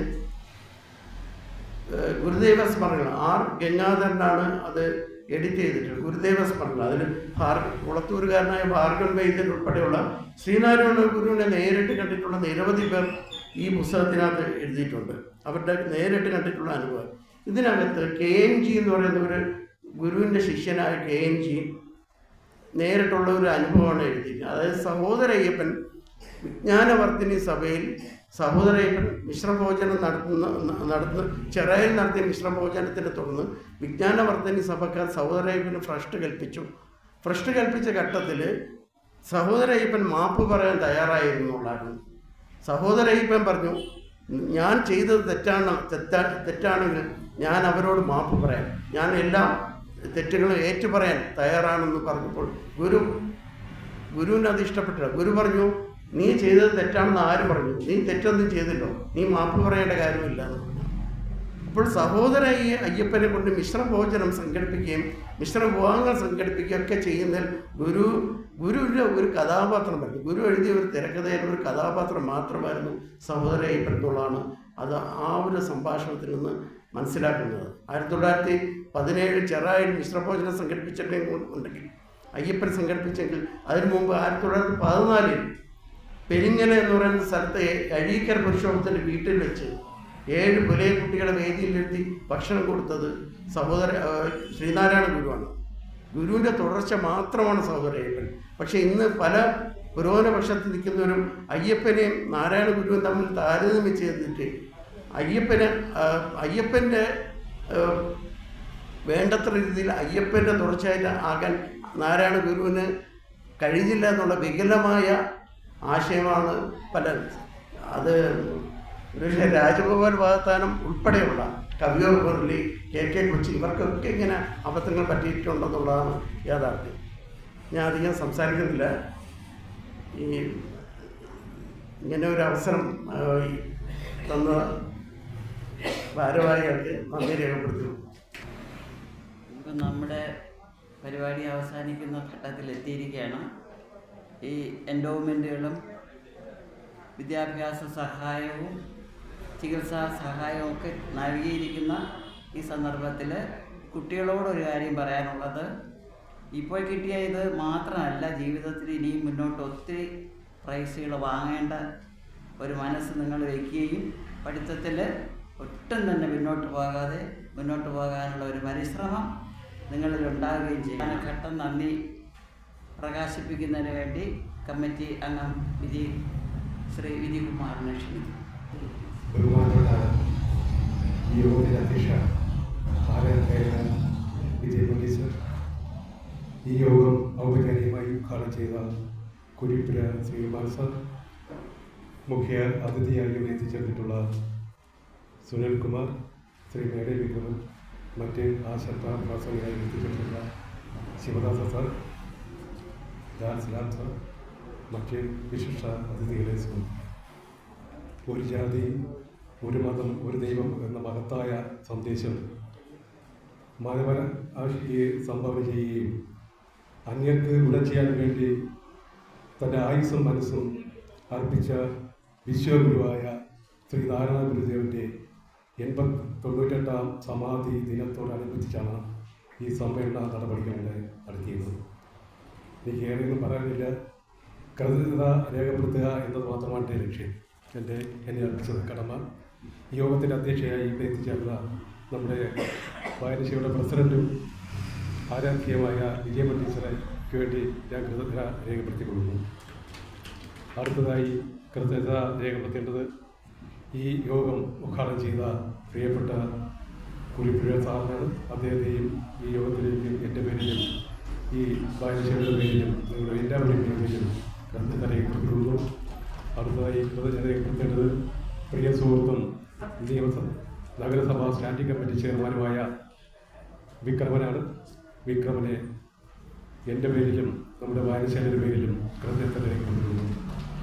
അടുത്തതായി കൃതജ്ഞത രേഖപ്പെടുത്തേണ്ടത് നമ്മുടെ PKSൻ്റെ ജില്ലാ സെക്രട്ടറി സുരേന്ദ്രകുമാറിനാണ്. ഈ തിരക്കിനിടയിലും അദ്ദേഹം ഇവിടെ എത്തിച്ചേർന്ന അദ്ദേഹത്തിന് എൻ്റെ പേരിലും നമ്മുടെ വായനശാലയുടെ പേരിലും കൃതജ്ഞത രേഖപ്പെടുത്തുന്നു. അടുത്തതായി ആശംസ ആസിയനായി ഇവിടെ നമ്മളെ എത്തിച്ചേർന്ന് കോടത്തീര ശിവക്ഷേത്രത്തിലെ പ്രസിഡന്റായ ശിവദാസ് സാർ അദ്ദേഹത്തിനും കൃതജ്ഞത രേഖപ്പെടുത്തിയിരുന്നു. അടുത്തതായി കൃതജ്ഞത രേഖപ്പെടുത്തേണ്ടത് നമ്മുടെ പ്രിയങ്കരനായ ഡാൻസർ സാറാണ്. അദ്ദേഹത്തിനെയും കൃതജ്ഞത രേഖപ്പെടുത്തിയിരുന്നു. അടുത്തതായി കൃതജ്ഞത രേഖപ്പെടുത്തേണ്ടത് നമ്മുടെ ഏറ്റവും കുട്ടികൾ സ്വീകരിക്കാൻ വിളിച്ചിരുന്ന പ്രിയപ്പെട്ട കുട്ടികൾക്ക് അവരെ അനുഗമിച്ച മാതാപിതാക്കന്മാർ അവർക്ക് കൃതജ്ഞത രേഖപ്പെടുത്തുന്നു. അടുത്തതായി എനിക്ക് കൃതജ്ഞത രേഖപ്പെടുത്തേണ്ടത് നമ്മുടെ സമാധി ദിനത്തോടനുബന്ധിച്ച് ഇന്ന് രാവിലെ നടന്ന അന്നദാനം കഞ്ഞി സദ്യ. ഈ കഞ്ഞി സദ്യയിനെ മേൽനോട്ടം വഹിച്ച പ്രിയങ്കരനായ എൻ്റെ ഓഫീസറും ഈ നാട്ടിലെ മുഖ്യ വ്യക്തിയുമായ സുധീഷ സാറിന് നന്ദി രേഖപ്പെടുത്തുകയാണ്. അടുത്തതായി കൃതജ്ഞത രേഖപ്പെടുത്തുന്നത് ഈ കഞ്ഞി സദ്യയ്ക്ക് വേണ്ട എല്ലാ ഉൽപ്പന്നവും പിരിവ് സമ്മാനിച്ച ഇവിടുത്തെ പ്രിയങ്കരനായ നാട്ടുകാർക്കാണ്. അവർക്കും കൃതജ്ഞത രേഖപ്പെടുത്തുന്നത്. അടുത്തതായി ഈ കന്യസയ്ക്ക് വേണ്ട എല്ലാ വെജിറ്റബിൾസും മറ്റും ഇവിടെ തയ്യാറാക്കുവാൻ മുന്നിട്ട് നിന്ന നമ്മുടെ വായനശാലയുടെ ഇവിടെ എക്സിക്യൂട്ടീവ് മെമ്പറായ ബീന ടീച്ചർ, നമ്മുടെ ലൈബ്രറിയൻ ലിംല, നമ്മുടെ എക്സിക്യൂട്ടീവ് മെമ്പറായ കല, എല്ലാവർക്കും ഞാൻ കൃതജ്ഞത രേഖപ്പെടുത്തുന്നു. എന്നിട്ട് ഇതിൻ്റെ പിരിവിൽ മറ്റും മുന്നിട്ട് നിന്ന പ്രിയപ്പെട്ട ആനിയണ്ണനെ എൻ്റെ പേരിലും ഈ വായനശാലയുടെ പേരിലും കൃതജ്ഞത രേഖപ്പെടുത്തുന്നത് നമ്മുടെ ഈ പരിപാടി വൻ വിജയമാക്കുവാൻ ഇവിടെ എത്തിച്ചേർന്നിട്ടുള്ള നമ്മുടെ നാട്ടുകാരാണ്. അവർ ഓരോരുത്തർക്കും ഈ വായനശാലയുടെ പേരിലും നന്ദി രേഖപ്പെടുത്തിക്കൊണ്ട് ഞാൻ നന്ദി, നമസ്കാരം.